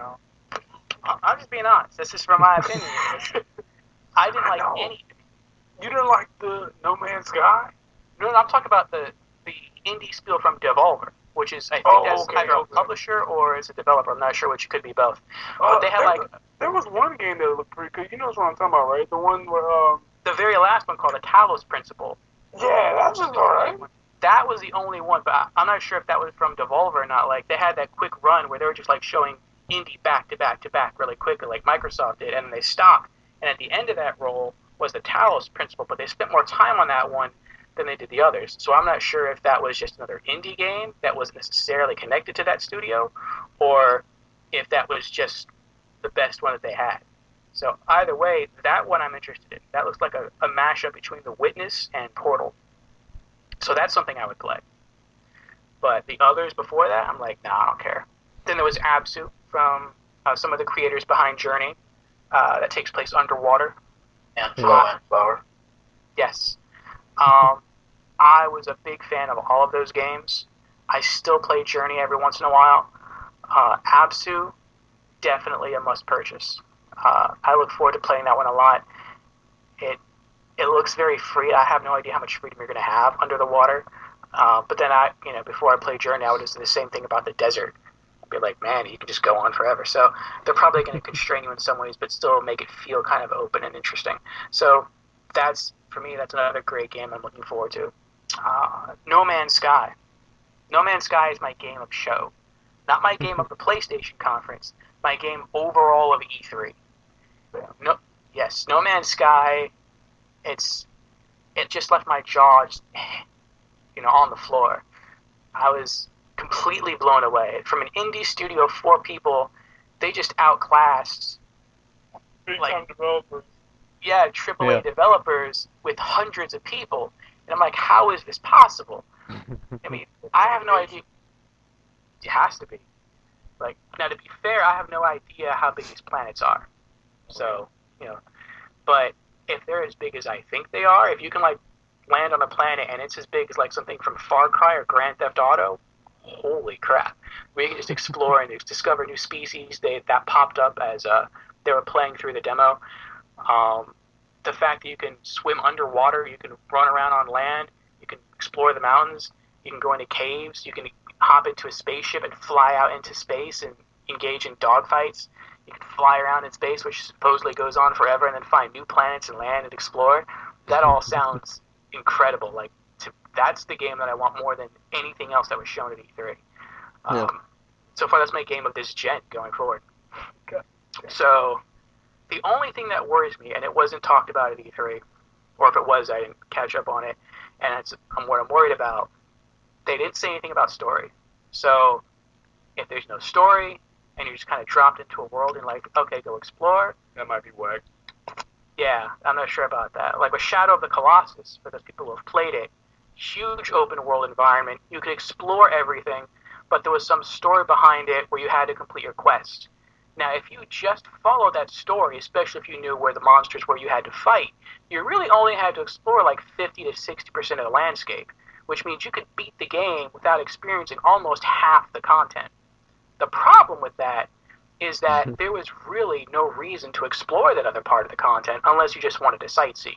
You found no extra weapons, you found no hidden creatures, you found no extra areas except for like one place at the top of the temple. There was nothing rewarding about exploring anything there. And so if in No Man's Sky, if it's the same, if you're dropped in that world and it's like, okay, explore, but there's no point to it, I don't know how long that's going to keep interest. So, if they can assuage me of that worry, they got me. But I guess I'll have to wait and hear more about it. Yeah. Well, I imagine if you didn't want to just run around and explore stuff, you probably wouldn't buy the game in the first place. Well, I do if there's more of a point behind it. Like, I can hop into a spaceship and fly around space, okay. If can I go around to different planets, maybe mine minerals to give myself stronger weapons, stronger shielding? Can I upgrade my ship to go faster? Can I make it more maneuverable? When I go through the landscape, I saw that you can catalog different species of animals. Maybe you can catalog different species of plants. Will I find something hidden away, something interesting in some of those segments, like a special creature that you can get a trophy for, or some NPCs that might send you on a quest, or something that gives me an objective to do while I'm exploring. I understand that exploration is going to be a big part of it, but I want a reason behind that. It can be thin. It can be thin. Yeah, you don't just want like mindless wandering for no reason and think that's gonna be a good game. No, you need. I get 100% what you're saying. The biggest problem with what you're saying, though, I think, is the fact that it's still 4 men doing this game. But if there is just anything of a linear story, I'm good, because if this game is literally just, hey, there are 4 planets here and there's a war going on, you have to maneuver your ship and build up so you can get a stronger ship. I'm completely fine with that. Yeah. But if it's just like, hey, wander around and see what this is about, because the guy even said that he doesn't know how big the universe is. It's an ever expanding universe. And I love that, of course. But if it's just an ever-expanding universe with no objective, no reason, and there's no friends that you can invite to it, there's no point for me to play this game. Mm-hmm. But contingent on if this has a story mode, this might be game of the freaking decade, because it looks that good. Yeah, it does. Indie game of the decade. Definitely. Yeah, because like you guys said, it is almost AAA, retail game type material from the looks of it. Yeah. Let me give a shout out to Ouya for a moment. Ouya. But there's a game on Ouya, and it's probably on PC as well, but I discovered it on Ouya. And it's called Mirror Moon EP, and it's very similar to No Man's Sky, where you start off on a planet and you just have to explore it and you learn more about it. Not so much a story-based game, you just have to explore and solve puzzles, and it gives you the ability to then go on to the next planet, and the universe is endless. So No Man's Sky comes off to me as being like that, at least in very basic terms. But from what I can gather, Mirror Moon doesn't have much of a story, and that's kind of what turned me off about it. So, that's what's making me iffy on No Man's Sky. But again, we'll see. We'll see what happens with it. Story is important in 2014. Yes. I love that. I love it. I appreciate the fact that you said that, because story is still important, and like people just act like, oh, I don't care as long as it's a multiplayer. Like, nah, bro, you need something to keep it cohesive and keep it interesting. It doesn't have to be an incredible, mind-blowing, this is going to be discussed for 10 years from now. So it doesn't have to be that type of story. But it has to be something where I'm just like, that was actually a pretty cool story, man. I actually enjoyed that. It has to be enjoyable.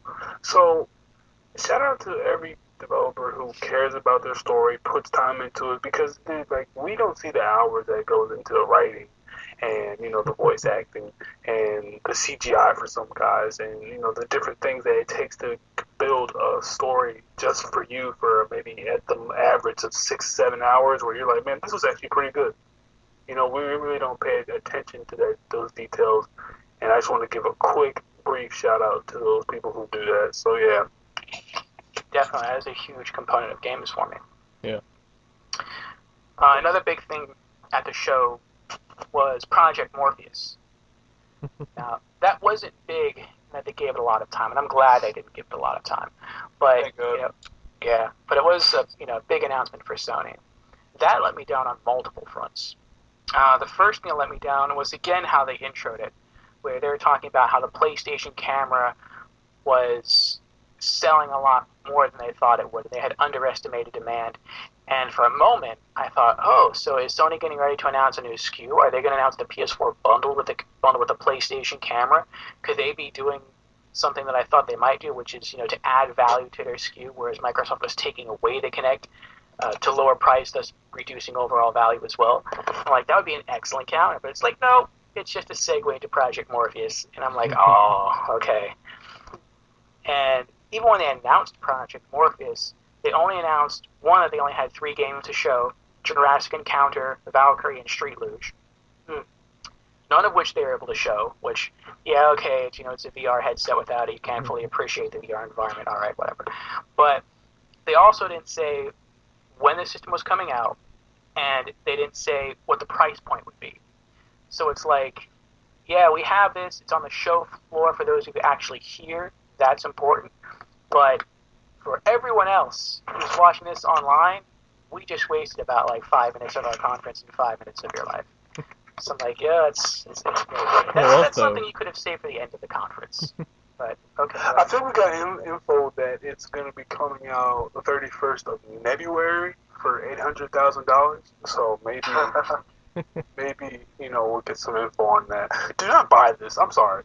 Say this again. Do not buy Project Morpheus. Do not buy this, because they will treat this just like the Vita, and they will treat this just like the PS Move, and they will discontinue it after maybe a year or two. And don't buy Project Morpheus. I'm telling everyone who listens, do not buy it. Don't buy it, because when everyone who's freaking Vita's gonna be the future, look where it's at now. They just said, and this ties into Sony's E3 Orfeo. You saw the report that they said that the Vita is going to be cutting down as if they already have it. This is basically Sony's way of saying, oh, we're cutting down on first-party titles for the Vita. Meaning, hey, this is about to die soon, so we're not going to really put much money into this. It said, don't buy Project Morpheus do not buy it until Sony shows that they're dedicated to it. Yeah, and you could tell that because they renamed the PlayStation Vita TV, which is its name in Japan, to just PlayStation TV here in the States, because the Vita name is not getting, or does not have a good reputation, or is as good a reputation as they would want it to have. So you can tell they've kind of given up on the Vita. I mean, I hope I'm wrong. I hope we're all wrong. I hope Sony comes out in the next 2 or 3 years and they just start releasing back-to-back exclusives. They just blow us all away. But honestly, I don't think it's going to happen. Yeah. Now, Sony, you managed to listen to this episode, and you want Project Morpheus to succeed. I know you're against it. I don't know if this is going to happen with Oculus Rift. I know you're against this Blu-ray. But if you don't even have to do it yourself. If you allow third parties to put, some risque entertainment on Project Morpheus, and you allow some interaction with, either your hands or maybe some PlayStation Move peripherals, you may have a system seller here. You may have a deal. Buy the right for the Nintendo Power Glove. Yeah, watch your stock up and watch sales of this device. Oh man, probably sell more than the Vita. I promise you, if they did this, the amount of people who hide this in their closet would be through the roof. The amount of people who would hide an Oculus who would hide a Morpheus in their closet, and oh man, I can just imagine walking in on my roommate just with the Morpheus, just yo, what are you doing? Yo, what are you doing? Oh, I thought you were, just having that big helmet on. Oh man, that would be absolutely the first virtual porn star. That would be so terrible. Well, hey, I mean, they could do the whole That'd be absolutely groundbreaking for the entertainment industry. Amazing. Good point. Really good point. Yeah, that's amazing. If they connected it to the internet, and then they could make long distance relationships actually work out. Yeah, I mean, dude, that's what I'm saying. Sony, if you're watching this, if you are listening to this, that is the way to do it. I'm gonna tell you right now. I don't care about virtual reality, because I feel as though that technology doesn't even excite me. Even if Disney World, that doesn't excite me. But if you did what Orfeo just said, and you did what Tim said, I think that you would sell numbers because people are lonely. People need companionship. And if you put out a project like Project Morpheus and it's like connected to eHarmony, oh my goodness, dude. You just call it quits. It's like the whole dating game was on lock. Sony just sold $1 trillion right there, $1 trillion. I get, yeah, it'll happen. You know, I've already thought about a game they could put on there based around that concept. I'm not sure if I want to go into that on the show, though.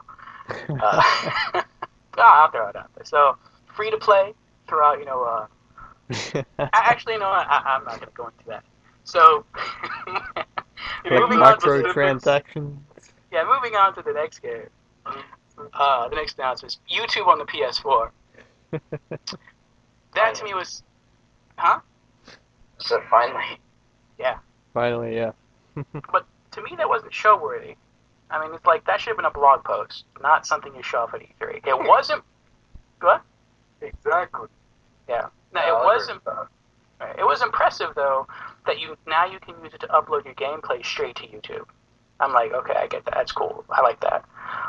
But then that also begs the question, well, okay, so if you're uploading gameplay to YouTube, with as much as YouTube has been like flagging stuff and having a pull down, for those people who want to monetize their channel, I can see that being a problem or being an issue. Like, great, now I can just upload all my Let's Plays and whatever straight to YouTube and monetize it, and then all of a sudden the content gets yanked, their channel gets closed, they're receiving all these messages from YouTube. Like, I can see this being a real headache. So hopefully somehow Sony's worked around all this, but, you know, we'll see. To answer that, I had a question. In the playroom and all the stuff that you can do when you're recording games, Sony put an update out a couple, I think, months ago, where you can record now with the whole edit tool and whatnot. Basically, what they do, certain parts of the game, you're not allowed to record. So I think that'll be their way to say, hey, fuck you, YouTube. We know what we're doing. So when you do actually upload to YouTube, it will only be certain parts, like certain story elements and spoilers. You're not allowed to record them on the PlayStation. So yeah, just to answer that question. Well, that's good. I hope so. Like, I know some YouTubers have deals where they have permission with certain publishers or developers where their content will not be flagged, but YouTube flags it anyway. And the complaint is just that YouTube has a messed up flagging system. So, I mean, legitimately, yeah, they should be allowed to have that content up there. But whether or not YouTube's automated system is going to pull it down or not has yet to be seen. So I hope not. I hope they fixed it. They said they were working on it, so we'll see. The free-to-play games that Sony showed off, because they also had, similar to their indie spiel, they had like a bunch of free-to-play games shown back-to-back. Now, those games I liked. Those games I got excited for, and I would play those as opposed to the indie games that they showed off. Like, for me, the free-to-play games that Sony showed off completely counteracted the indie games that Microsoft showed off. And the fact that all of the games are free because they're free-to-play really impressed me, and I can see myself really getting into some of those and playing them for a long time. So, thank you, Sony, for giving us those free-to-play games, because, speaking as someone who does not have a large budget, I'm going to be on those games probably for a long time, and I'm really going to get their value, or, whatever they offer. PlayStation Now, that was another announcement. I was iffy on that one. Coming July 31st to PS4. I don't have a PS4. I wanted to know when it was coming to Vita and PS3. They didn't really say when, just later on this year. They didn't say when the beta ended. They didn't say what the price was going to be as far as the rentals or the subscription services. So I felt like I didn't hear enough about it. We've seen it showcased in some other shows, and we've heard some good stuff about it, like low latency, which is great. But I really need to know pricing, because that's going to be huge, and I think people want to know that more than anything else. They didn't really mention that at the press conference, but I remember a while ago, PS Now is supposed to be coming this summer, and with pricing, in the beta, it's been showing that some of the prices are going on a game to game basis, and like there are some kind of complaints about the rental costs more than owning the full game. Like I believe renting, I believe it was Final Fantasy 13 costs. I believe it was $20 for 90 days. I'm saying that's just pretty crazy. Good. Yeah, I guess that's a pretty good deal. I mean, if you play it every day and you're on it for hours and hours a day, that you definitely got your money's worth. So that's a pretty good price. The Vita games they showed off, I was okay with 2. Child of Light, that's already on the PS3. I think it might already be on the PS4. Yeah. That is something that I would probably want to play on the Vita, as opposed to a console. Looks like something I'd prefer to play on a handheld. Minecraft is coming to Vita.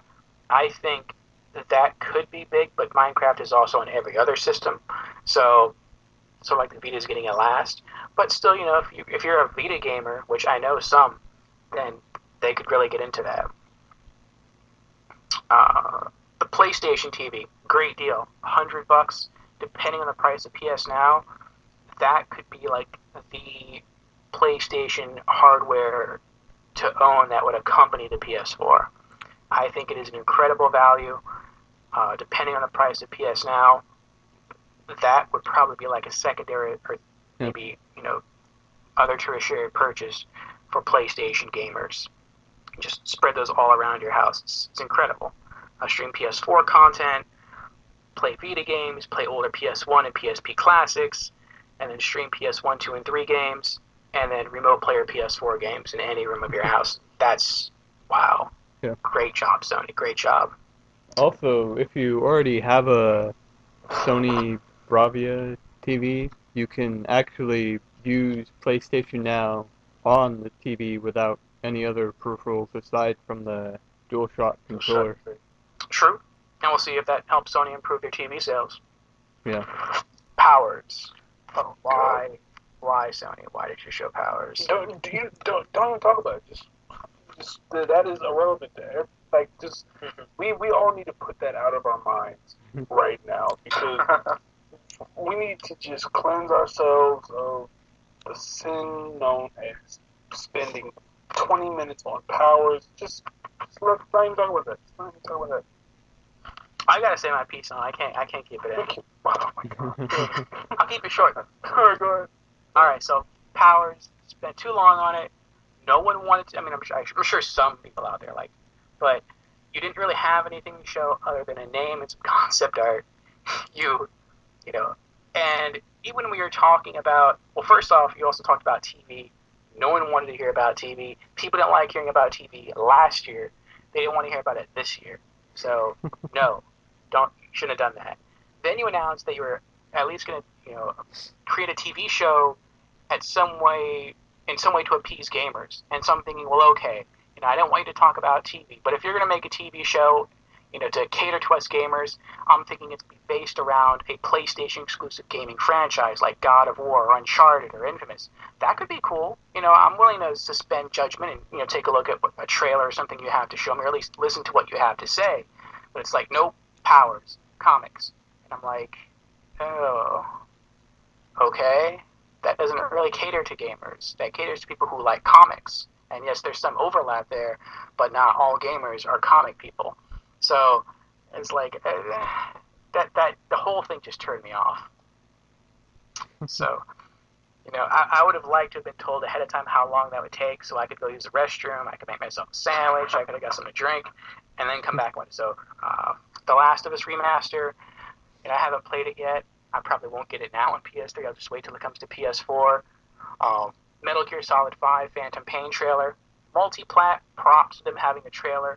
Looks grittier, looks darker, looks more dramatic, looks more emotional. That's going to be a game to play. That's going to be one to definitely keep an eye on. But then it's Metal Gear, so of course it will be. Yes. Yeah, the GTA 5 remaster. Props to Sony for showing it off. Again, multi-plat. Looks good. People who didn't get it last time, they're Game probably of the year. Again? That'd be funny. Knowing the Spike TV Awards, they would give it to it again. They'd be like, all right, now we know that Arkham Knight just came out, and we know that Uncharted 4 just came out. So between these two, Game of the Year has to go to, drum roll please, GTA 5 remaster, and everyone's just like, what the fuck? Like, you know. So, and they can pan back outside to that music group from last year, and they could just start they could singing just about it all over rapping. again. Start rapping and shit, like Joe McHale. Oh man, terrible. That was terrible. Batman Arkham Knight, again, looked gorgeous. The Batmobile can strafe when it turns into a tank. I thought that was funny. The fact that you can just jump down and like fly anywhere. Like on the other games, you could kind of glide, but in this new one, like you can literally fly anywhere. Like he was gliding down and he stopped and he went, he glid back up, and he can remotely call the Batmobile, it seems, from anywhere in the city and just jump into and drive around and then just launch himself out of the Batmobile and just go flying through the sky again. It's like, oh my gosh, all this can happen and there's no loading time. This city looks massive. This is crazy. Like, this is something I really want to play. So it got me super hyped, super excited. You know, the other Batman games I toyed around with. I kind of played with them at my cousin's house. This might be the Batman game that I buy. So this, I think, will definitely be a contender for Game of the Year when it drops. And finally, Uncharted 4. With Uncharted 4, very short trailer. The biggest thing for me about Uncharted 4 was the quality of the graphics, in that I really did not know that it was in-game. I thought it was CG. I missed the part, I guess, at the beginning where it said it was on PS4 as far as, using the in-game engine. Shout out to Angel of Helga, shout out to Noob Slayer. We were discussing Mortal Kombat X, and because we saw the CG trailer, but back when it was first shown, we didn't know it was CG. We thought it was either CG or gameplay, and both Slayer and Angel were like, no, that looks way too good. That has to be CG. And I'm like, oh, well, see, and they were right. It was CG. It wasn't gameplay. And then Sony showed off Mortal Kombat X gameplay, and I'm like, that still looks good, but it doesn't look as good as the CG trailer you showed off earlier. And had you not shown off that CG trailer, I would probably be impressed with what I'm seeing now. But since I saw it first, and now I'm seeing the gameplay and it doesn't look as good, it's kind of like, ugh. But with Uncharted 4, I was thinking the same thing. I'm like, oh, this is just CG. And I asked Slayer, and Slayer was like, yeah, that's CG. It can't be in-game. And then we found out later on that it actually was, and I'm like, oh, what? Like, those are the best in-game graphics I've ever seen, ever, on any game, on any system. Like, wow. So, I mean, and the fact that, it sounds like Drake's old and he's a little washed up. He probably just been out of the game for a while. Yeah, the subtitle at Thief's End, it sounds like this is going to be the last game for Drake. I mean, maybe he might be in some future Uncharted games going forward, but he might be like an ancillary character, like the way Sully is to him right now. So, we'll see if this is going to be like his final, the final take on the Indiana Jones genre for good old Drake. But I'm looking forward to it. Overall, I say Sony, it definitely had its high points for me. It also had its low points. As far as which outweighed which, I will leave that for later on in the show. But now, let's go ahead and segue into Nintendo. So, the final conference of E3. Oh, man. Yes. Runs. Let's take it away. Nintendo. Oh. Nintendo. Oh, sorry. What they showed off in their brief show, they did not have a stage appearance, as those of us who have seen it know. They just had a Nintendo Direct event. They didn't show very much. There was Super Smash Bros. For the Wii and the 3DS. There was the Amiibo action figures. There was Yoshi's Woolly World, Captain Toad Treasure Tracker, a new Legend of Zelda game, Pokemon Omega Ruby and Alpha Sapphire, Bayonetta 2 with Bayonetta 1, Hyrule Warriors, Kirby and the Rainbow Curse, Xenoblade Chronicles, Mario Maker, Splatoon, some extra characters for Smash Brothers, and at the end it looked like there was a tease for Star Fox. So go ahead, take it away. Alright, Nintendo did not have a conference, just like you so eloquently stated, but I did watch their little digital event, and not much like Microsoft, man. Wasn't really feeling it. With this conference, I will say that Nintendo is one thing that Nintendo always has over Sony and Microsoft is they are genuinely entertaining and they are genuinely funny, and they know how to put on a show. So I will come out to this right now. I wasn't feeling the content, but some freaking Nintendo hands that had the most entertaining. They had the most entertaining one.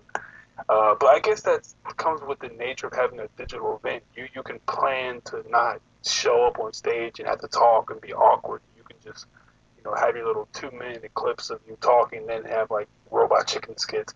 That was hilarious. Robot chicken type animations. That was amazing. But let's get to the content. The talking points. Nintendo had, when I counted, they had 11 talking points, and I didn't really care about much of them.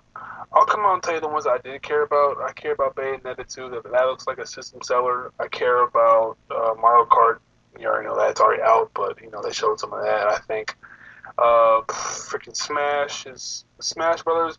By the way, I want to get into this real quick. For those who did, Jen, I have no clue if you went to the I have no clue if you went to the Nintendo. I guess you say floor, but people were telling me that Nintendo hands down had E3 on lock when it comes to the floor.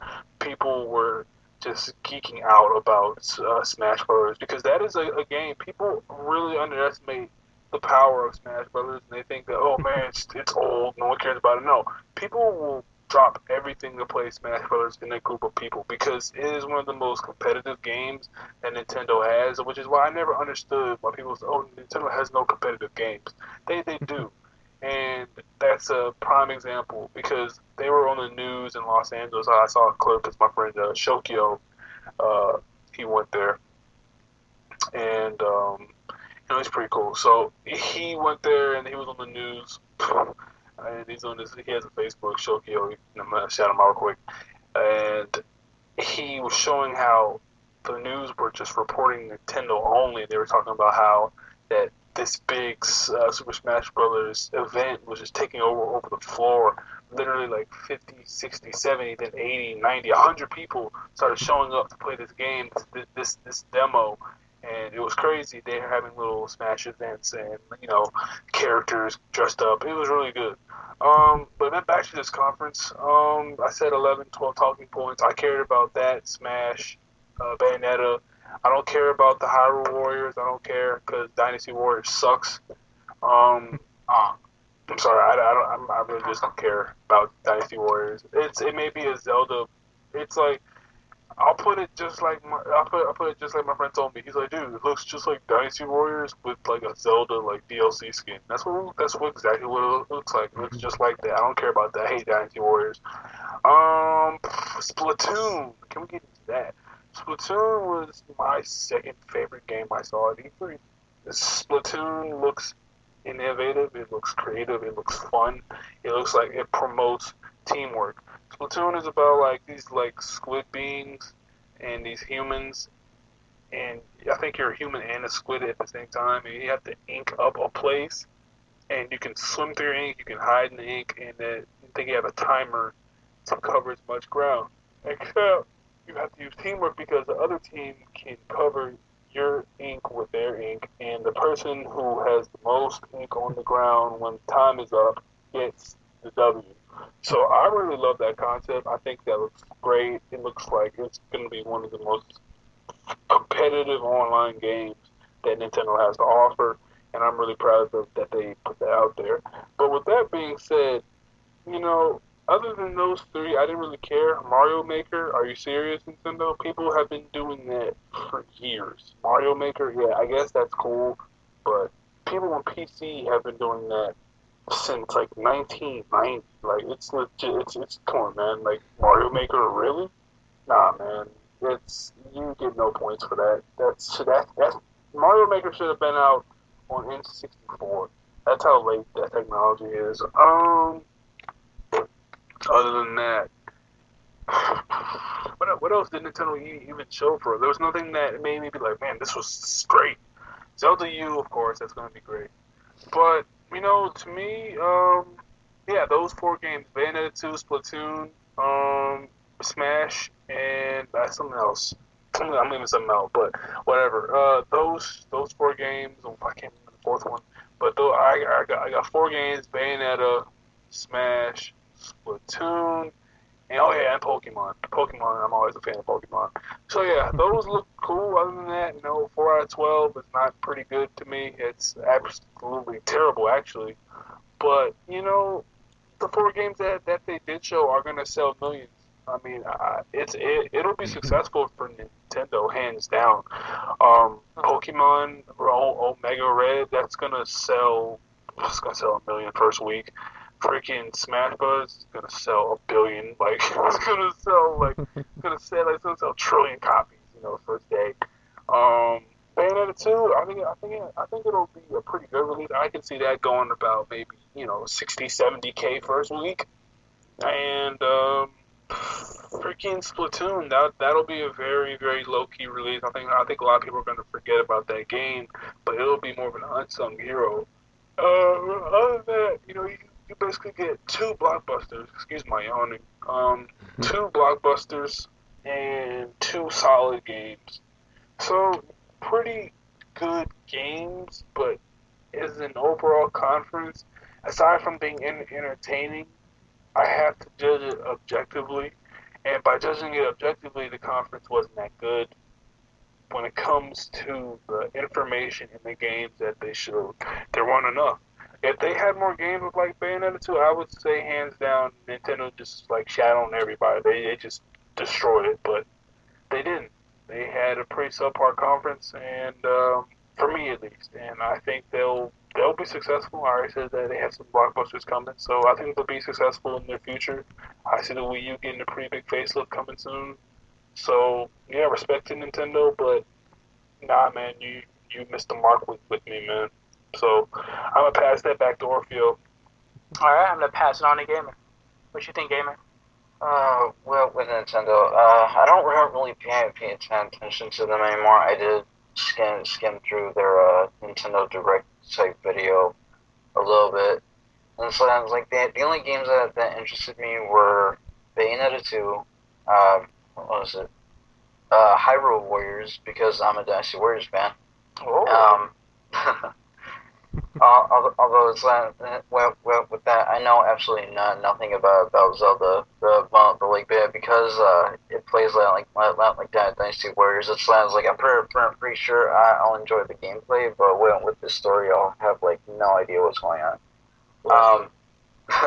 There was also Smash Brothers. I'm always a fan of Smash Brothers and Pokemon, but other than those 4 games, it sounds like Nintendo's not really even on my radar. I don't really care about anything they do.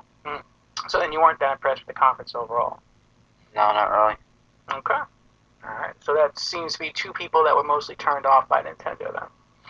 Alright, well when it comes to me on Nintendo, I absolutely love their conference. I guess I'm completely opposite from the 2 of you. The intro I thought was hilarious, where it shows Reggie Fils-Aimé and the other gentleman's name I forgot, but they were fighting like Matrix, Dragon Ball, and I that was the only I'll say it's the only conference overall that actually had me laughing out loud. I believe his name's Iwata. Yes, thank you, Iwata.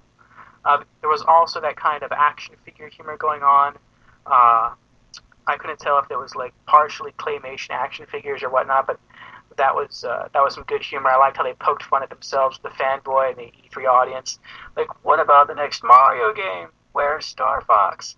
And I thought that was funny how they were being like, okay, well, this is what our fans keep yelling at us for, so here we're giving it to them. So I give them props to that, or for that, more so than the other 2 shows. Super Smash Brothers looked amazing. I've never played a Smash Brothers game. I haven't owned. Blasphemy. What? I know, it's horrible. I haven't owned a Nintendo system as far as Yeah. consoles go since the original NES. Neither have I. I've always played them on my friends' consoles, but still, at least I played, I believe, the N64 version, I played the GameCube version, the Wii version. I played all of them, even though I don't own the console. Well, I don't have many local friends that were Nintendo gamers. They're mostly like Sega people and PlayStation people as time went on. But yeah, from the look of the Smash Brothers, if I had a Wii U, this is something I would definitely want to play. This is something I would pick up without question. Uh, it looked fun. It was bright. It was colorful. It was lighthearted. I'm pretty bad at fighting games overall, but I would still want to pick this up and play it. It looks amazing. Um, the amiibo figures, I thought that was ingenious. That was incredible. As well as Skylanders has been selling. I mean, I see Nintendo just taking this a step further, and they really have with the technology where, you're not just going to put the action figure on the Wii and it's going to pop into Smash Brothers. Well, no, because it extends beyond Smash Brothers. It's also going to work in Mario Kart 8. It's also going to work in other Nintendo games for going forward. It's going to work in even non-Nintendo games, such as Disney Infinity. So I think that's a great thing. And the action figures can also grow from certain games. So, if you put your little action figure down and you play with it a lot in Super Smash Brothers, maybe it learns certain moves or certain techniques or gains certain powers, so that when you take that same action figure and you try to use it in a different game, it may carry over move sets from perhaps Smash Brothers that you can use in this new game. Will that happen? Will Nintendo go that far? I don't know. But the possibility is there, and it's enticing. So not only are Nintendo going to create these really cool action figures that are definitely going to become collector's items, but they're going to be useful because you can use them in a multitude of games. And I think that is brilliant. Way to go, Nintendo. Yoshi's Woolly World. I saw Kirby at when they first showed it off a few E3s ago. Bright, colorful, great texture, look to it, and I'm like, if I had a Wii U system, this is something that I would buy. And when I see Yoshi's Woolly World, the same thoughts come out. This is something that I would buy if I had a Wii U. This makes me want a Wii U. And Nintendo is starting to sell me on their system. Yeah. Not only that, but it's co-op. It's two-player co-op. I would have preferred 4, but any co-op is better than no co-op. So I can definitely see myself sitting down and playing that with a friend.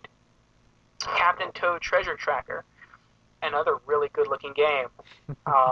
A little bit like Super Mario Brothers. It looks like from their first party that's going to be the most challenging game they have coming out soon for the Wii U.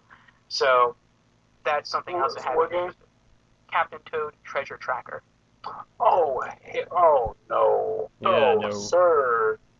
Definitely Nah, not dude, getting that one. Toad.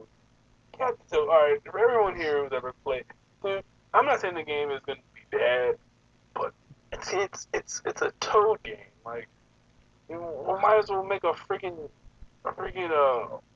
what's the name of the cross between Mario and Luigi? Waluigi. Might as well make a Waluigi game, man. Might as well make a Waluigi game, man. Like, there's no point. Like, I don't see the point of making a Toad game. All I think about when I hear the name Toad is him when he gets that power up, and he just goes like, like twice, when he goes fast. No, I don't know. I'm not excited for that at all. I think that's gonna be trash, but we'll see. I mean, who knows? I think it's gonna be trash. It could be. We'll see what the reviews say. If, The legend.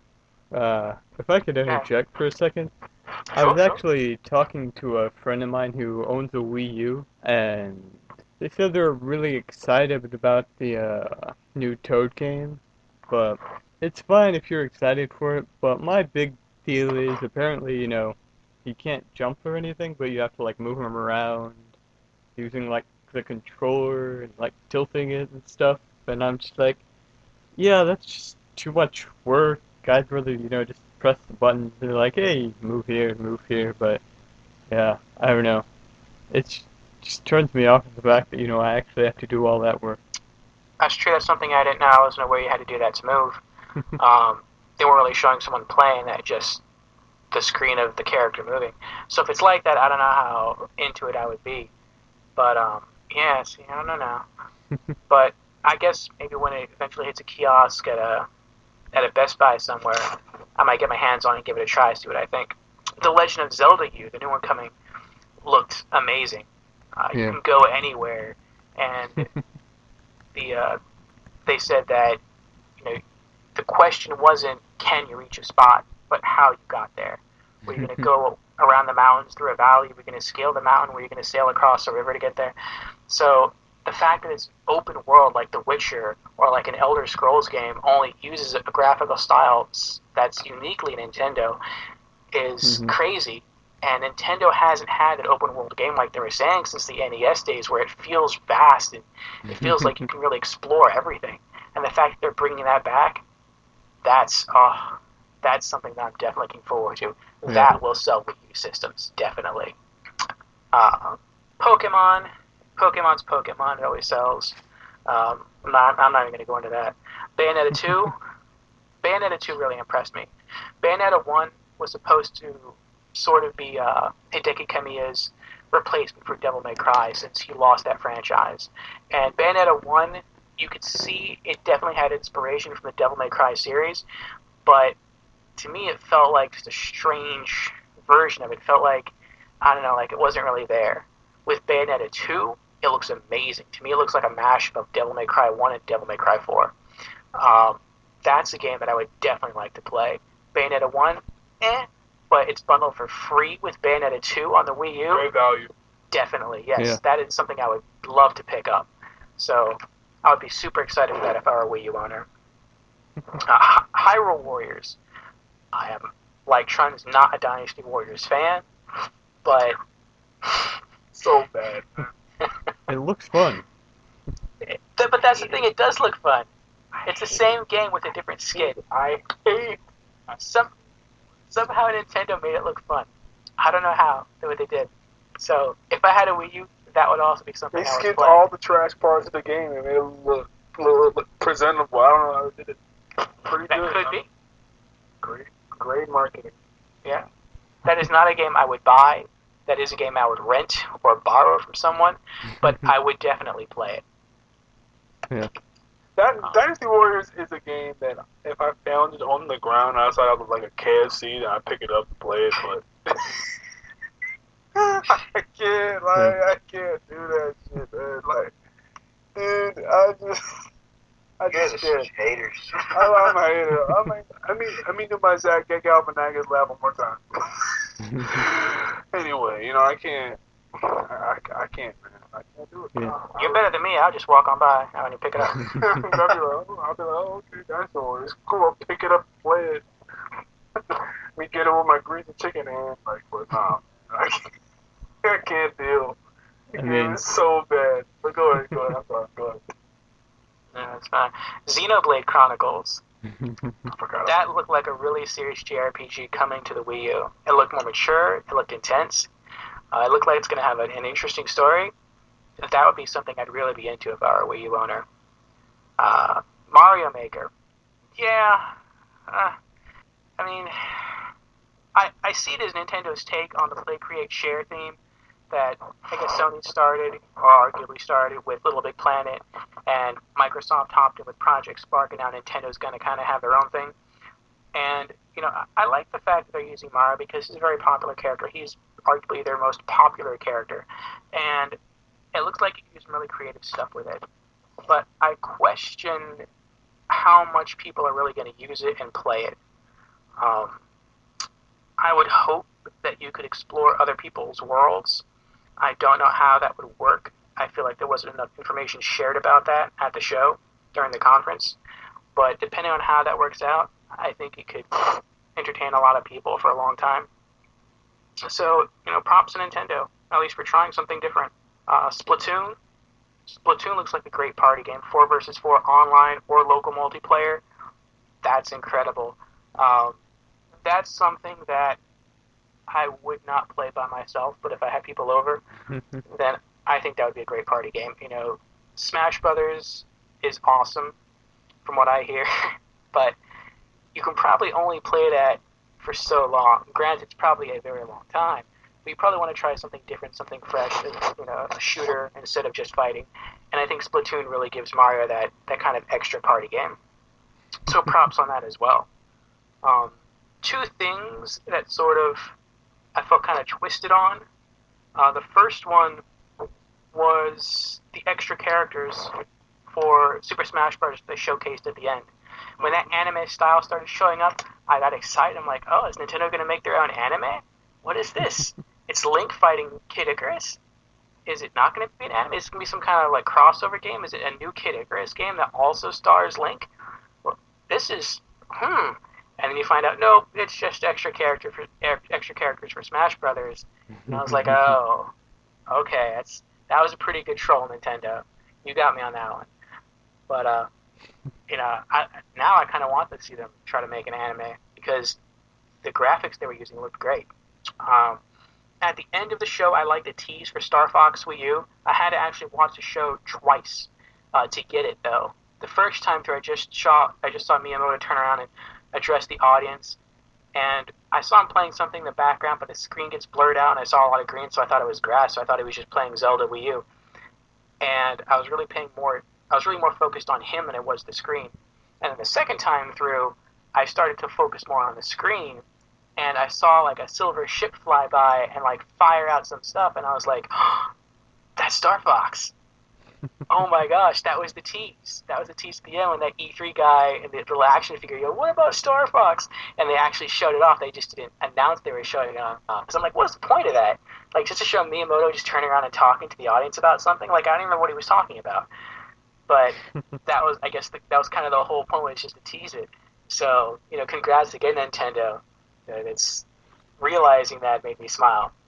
The only thing that I was let down by during Nintendo's conference was Kirby and the Rainbow Curse for the 3DS. To me, that looked like a carbon copy of a Sonic the Hedgehog game. He had to do the spins, where like Sonic would hunker down and he would spin a little ball and he could like fire off. Kirby can now do that. Instead of collecting rings like with Sonic, Kirby's collecting stars. It looks like the environments are designed with loop-de-loops, just like from Sonic. Everything, it looks like Sega could legitimately sue Nintendo for stealing their game design. And so, why do it? Sonic the Hedgehog, Sega has gone third party. You have Sega games and Sonic games on your system. Yes, I can understand you maybe wanting to get in on that with first party stuff, but to me, it looks like you're just straight copying. And so I was kind of let down by that. But aside from that, I think they had a fantastic conference. I really loved it a lot. So, I guess that brings us to the conclusion of all three conferences. So now, after we've all talked about it, had a chance to share our opinions with others, what do you think? Let's start with Tim. What is your opinion of E3 overall, and who do you think won E3, and how do you grade the conferences individually? Granted, you did not see the Microsoft conference or the Nintendo conference, so if you want, you could just comment on Sony's and how they did, and perhaps judging upon what we say, how do you think E3 was overall? Well, I really enjoyed E3, and from what I gathered from, everybody else here and like everybody else that was at E3, basically all the companies were like, hey, what do you want to see? Like what do you want to see here? And then they're like, hey, here you go. So basically they're like, what do you want to see? It's like, oh, you want to see that? Okay, well, here's this. I mean, there was a couple things that people didn't see that were kind of disappointed, like Final Fantasy 15 never showed up. But for the most part, I think it was a pretty good E3. Okay. What would you give Sony? What would you give Sony's press conference on a standard school grading system, A through F? Let's see. Probably solid A. Maybe an A minus. Really? But definitely A. That's okay. Is that an MVP A, or is that a Tim A? That's an A. Good for the software. Well, I mean... No, I'm just playing. Speaking from my experience, like while at E3, I'd say there was definitely a lot of stuff that wasn't necessarily at the conference, but I saw later on, and I was like, oh, that's cool. And also I got a lot of free stuff, so can't really complain. Free stuff is always good. Yeah. Alright, so an A, maybe A minus. Alright. Gamer, what's your take? Are we grading all three or just one? You can go one after the other. You can do Microsoft's, Sony's, Nintendo's, and then overall, what was your opinion of this year's E3? overall it was exciting. I mean, mostly seeing next gen stuff is what I'm looking forward to. Like great all three. With the I'll go with Nintendo first.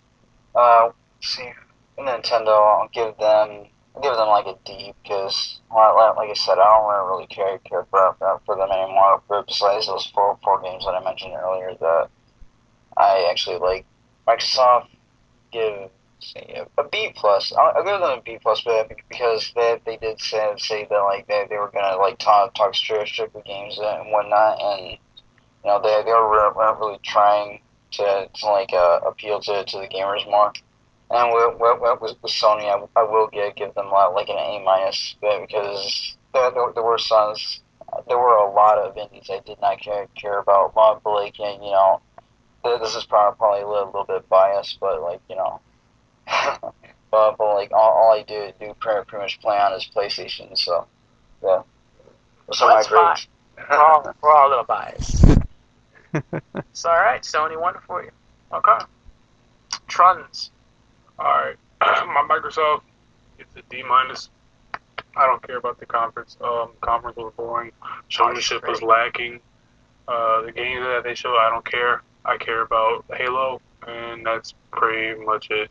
I'm excited for 5. But yeah, overall, their conference was really kind of whack, boring. Fell asleep on some of the games. I had to go back and watch the trailers. And I just want to say one last thing about that conference.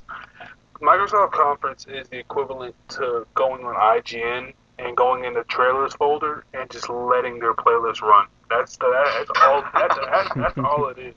That's all it is. That's all that they showed was just playlists of trailers, and that's boring to me. Didn't like it. D minus. Nintendo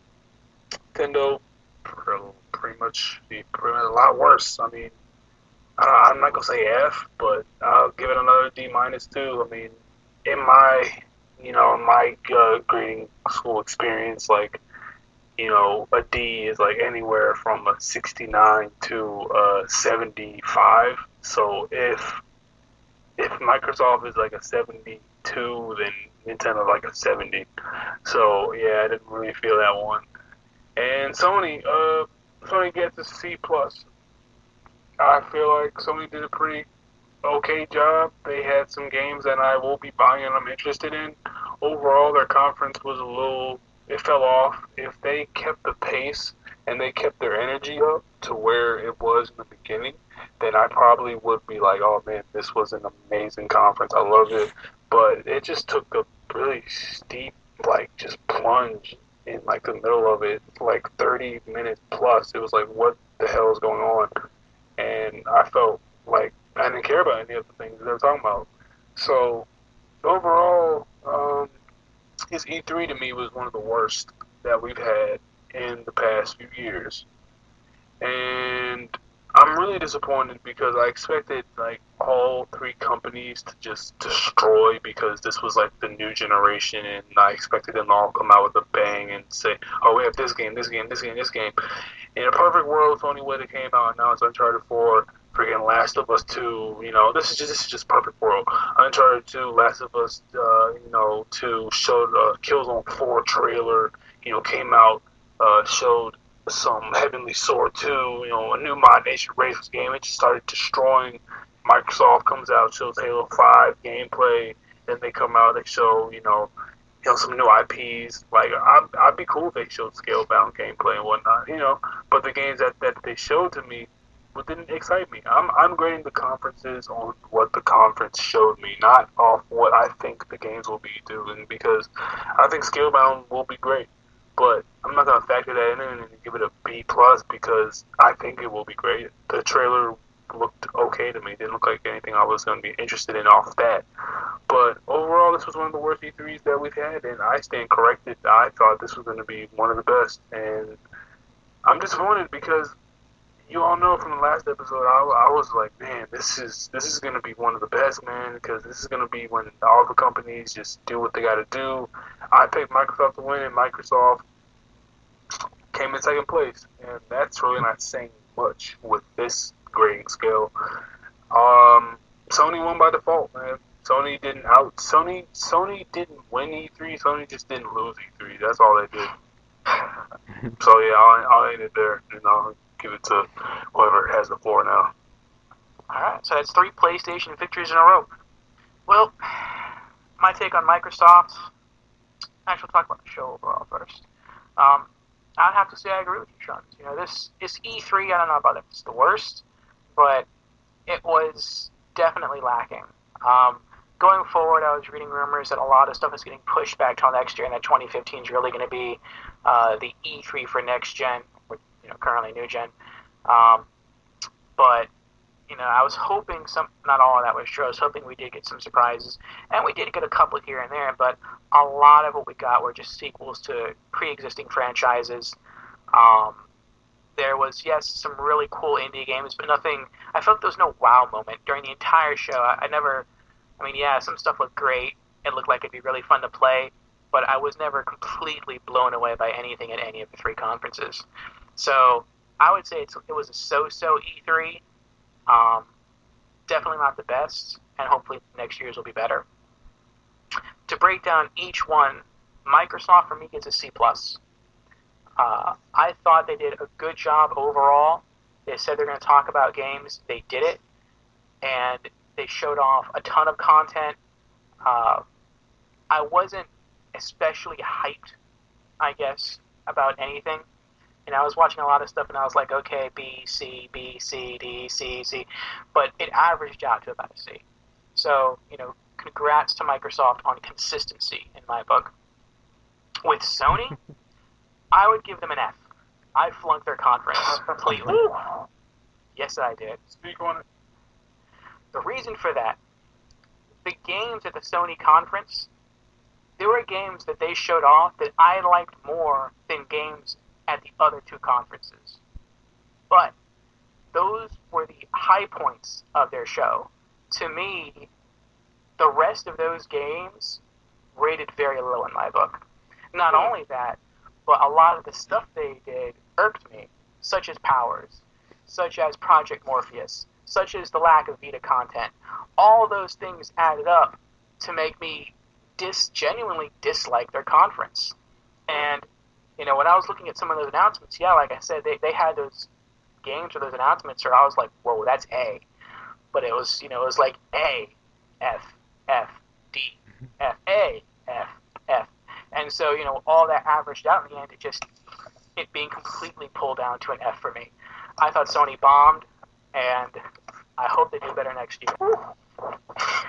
Yeah, it's completely the opposite of everyone else on the show. Nintendo. That's crazy. That's crazy. Yo, that's some real. I respect it. Because I'm sorry. I don't mean. Okay. I don't mean.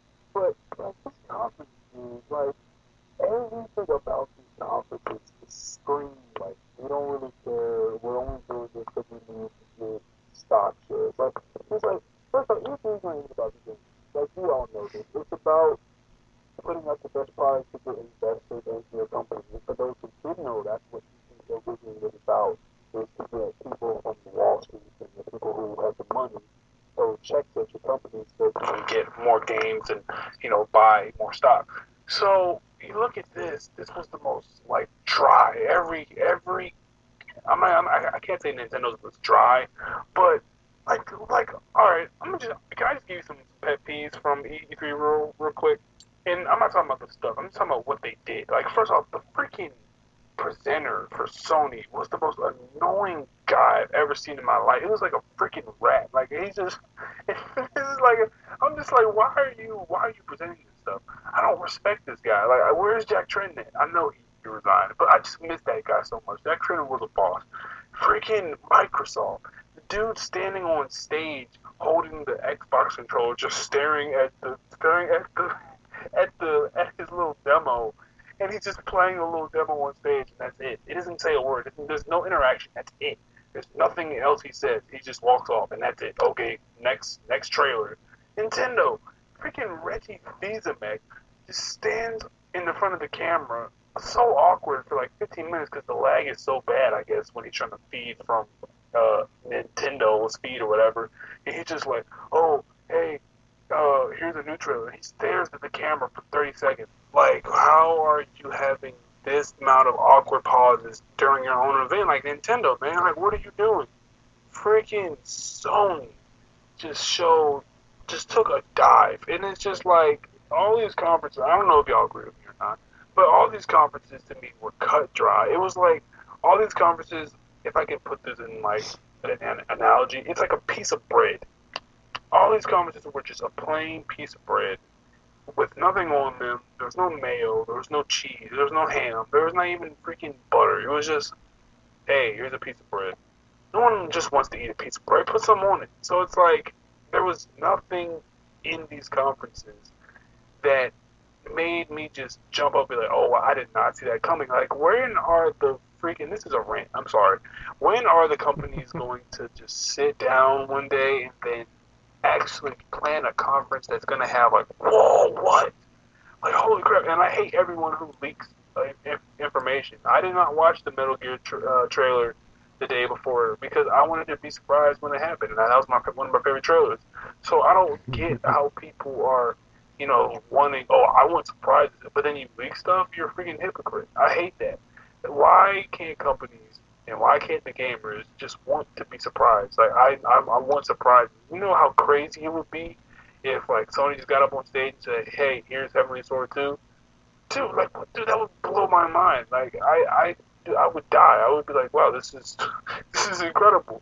If Microsoft came out and said, here's a Halo 5 beta, that would be freaking amazing. That would be absolutely incredible. If Nintendo came out and they said, oh wait, here's a new Star Fox while they're on their digital event, I'm not trying to hear that, oh man, they did announce it. No, it happened after. During the event, we had nothing about it. And the thing is, my last pet peeve, this is the last I will speak tonight. My last pet peeve about E3 was the fact that Nintendo split up so much information. Their digital event could have been so much better, and it probably would have been the best one to me if they had actually just not did that whole treehouse thing. If they actually, like what the hell was the purpose of that? The whole treehouse? Like, dude, I don't see the purpose of having a digital event for an hour and some change, and then doing a treehouse event 1 minute, and then having a next treehouse part 2 5 minutes. Like, it just made no sense. So why would you break up your conference like that, where you could just have rapid fire games after game after game that would be incredible? Like, imagine if Star Fox was announced the first game that they showed. Like, they would be on a roll. Instead, they ended it off with the spoiler, thinking that people were going to be so excited by that spoiler to think that, oh man, I have to watch the Treehouse. No one cares that much to watch Treehouse. I didn't watch Treehouse, and I did not factor that into my score. So I will say this again: Sony's first, Microsoft is I think what did I say, second, and then Nintendo's third. So yes, I'm sorry, Orpheus, I had to get that in. But please go back to what you're saying. I apologize. I just had to get on that because E3 was just such a disappointment this year, man. No, that's fine. So, you know, to reiterate, Microsoft for me got a C+. I completely flunked Sony's press conference.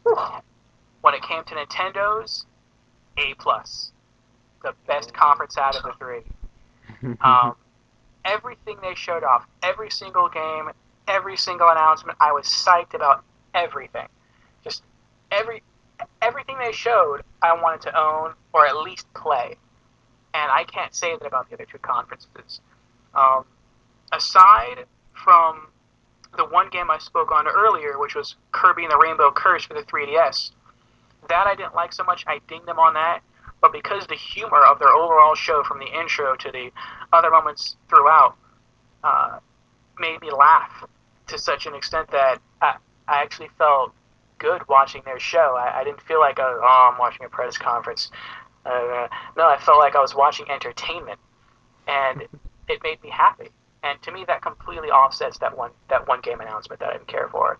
So, bravo Nintendo. For me, you win, you get a perfect score. So, that is our take on E3 2014. Yeah, and actually, if I could just add a couple of things here that weren't in the press conference or really anywhere, because there are actually a few things that I found pretty interesting. There was the Bandai Namco room apparently they didn't have a booth on the actual floor. You had to go out the door of the floor, up the escalator, around the corner, and all the way down to the end of the hall. And there was the Bandai Namco area, and in there they had a few games. I think they had like 10 games maybe, most of which I didn't really care about, but let's see, there's two or three that I actually found interesting. The first one, of course, was Naruto Shippuden Ultimate Ninja Storm Revolution. And the reason I actually mentioned this is because in the last game, I believe, and possibly the one before that, they did this thing where they took out one of the chakra charges so that you only had like two, and that was your like final attack. But in this one, they actually added that back in so you can charge up 3 times and then do your final ultimate attack or whatever. And that I really liked because they made it a little bit more difficult because you actually have to charge for 20 seconds maybe, 15, 20 seconds to actually get all the way up. And I'm not entirely sure about the story, but I think they might have tweaked it a little bit, the mechanics. But for the most part, it's the same. I really enjoyed that when I played it. And then Killzone. I actually got the chance to play Killzone Intercept, the multiplayer, and the way we play Killzone, which would pretty much be like perfect for Killzone Intercept, because there's a lot of communication. Be like, hey, we gotta capture the face, and there's a bunch of people over here, and they changed the mechanics a little bit to where you can actually there's 3 different camps that you have to capture. So you can actually put down 4 turrets. So you could have one at each spot and then like an extra one just kind of wherever. And it's based on a point system.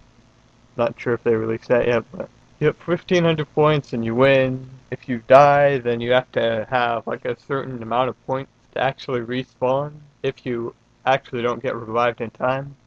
And if you don't have those points, then you lose. It's also I'm not sure what to call it, but it's a 2D side scroller. It's basically a hack and slash and jump game with a story built around it, which is actually part of a anime slash movie collaboration, and it's called Renko Tsukugime's Longest Day, and it's about this high school girl, and by day, she's, a normal high school girl, and she goes to school, and her dad is actually the CEO of this huge, giant transport type company, and she basically lives in this cargo containers, like this huge plant of cargo containers, and each one like has a room for a different purpose. Then whenever it gets to the action, you see that she's actually a assassin. So she goes around and she cuts through a bunch of stuff, and it's actually pretty interesting. You can run, jump, slide, and do all that stuff. So I thought that was pretty cool, even though not sure entirely how long it'll be, but it's definitely something I'd look into after it comes out. And let's see. Mario Maker was one of the games I was interested in, and Hyrule Warriors, Little Big Planet 3, and Drive Club, and I believe that's about it. But yeah. Okay. Thank you for that extra insight there. From the stuff you got your hands on, what would you say? Would you say like anything enough to purchase it? I mean, I'm guessing, of course, the Killzone Shadowfall DLC is on your list. Yeah. But was there anything else there that impressed you to the point of you saying to yourself, I might pick this up when it comes out? Yeah. The Renko's Tsukugime's Longest Day. That's a really long name, and yeah, I don't know why it's so long, and it's in Japanese, so it's even harder. And Drive Club. That actually, I got to play that a couple times, and it's really good. And despite my initial misgivings, you actually can take the camera outside of the car, so it's either inside or outside. So depending on how you like to play. I played Drive Club last year at E3. I thought it sucked. Yeah. Well, they completely rebuilt it, so Yeah, it got postponed for a reason then. yeah. Yeah. And Naruto, definitely going to pick that up. That's And true. actually, I think I'm probably definitely going to look into getting a Wii U because, from my perspective, me buying another console like PS3, PS4, I bought the PS3 because it had games that I wanted to play, and PS4 is the same way. Plus, it's the logical uh, conclusion. It's like, oh, well, I have PS3 and PS4 has actually done a lot, so I like it, so I'm gonna keep buying it. And I never liked Microsoft really, so I didn't really pay attention to them. I was, yeah, whatever. Everything that I want to play is on PlayStation, but, and initially I didn't like the Wii U. I kind of like the Wii, but not enough to actually go out and buy it 'cause there's only like 2 games on it that I actually wanted, but the Wii U is actually shaping up to be something that I would seriously consider buying Cool. because it actually has content on it. And the same thing with the Vita, because there's actually a lot more stuff coming out on it, so it's like, oh, I'd actually play that. Yeah, you and me both. Alright, does anyone have any final thoughts? Anything left to say? Nah, man, I'm good. We got like a good freaking 2-something hours, and this is a pretty good discussion. Yeah, it's almost 3. Yeah, it's almost 3 a.m. over here. So, last thoughts. Follow us on Twitter at Ghastly Media. We'll put the link in the description. All the links to the social medias that we can follow us on. And yeah. Twitter.com/GhastlyMedia, YouTube.com/Guns of the Hellgas, and GhastlyStudios, and Tim the Asian Inc. We'll put the links in the description. So yeah, And just click the link at the bottom. gunsofthellgas.com, Follow us on Twitter and all that good all stuff. that So, or if you want to take us out, man. Alright, everyone. Thank you for sticking with us through this podcast. It's been a very comprehensive, lengthy discussion of all 3 conferences and some of the other things that went on at the show. If you have any comments, any suggestions, please let us know. You'll be able to contact and comment on this vid either through our YouTube channel, Guns of the Hellgast. Also check out our machinimas on Ghastly Studios on YouTube. Feel free to visit us on the blog at gunsofthehellgast.com or hit us up on our Facebook. We'll have links in the description, as well as follow us on Twitter at Ghastly Media. Again, this is episode 2 of the Ghastly Media podcast. We're out. See you next time. Bye! See you guys later.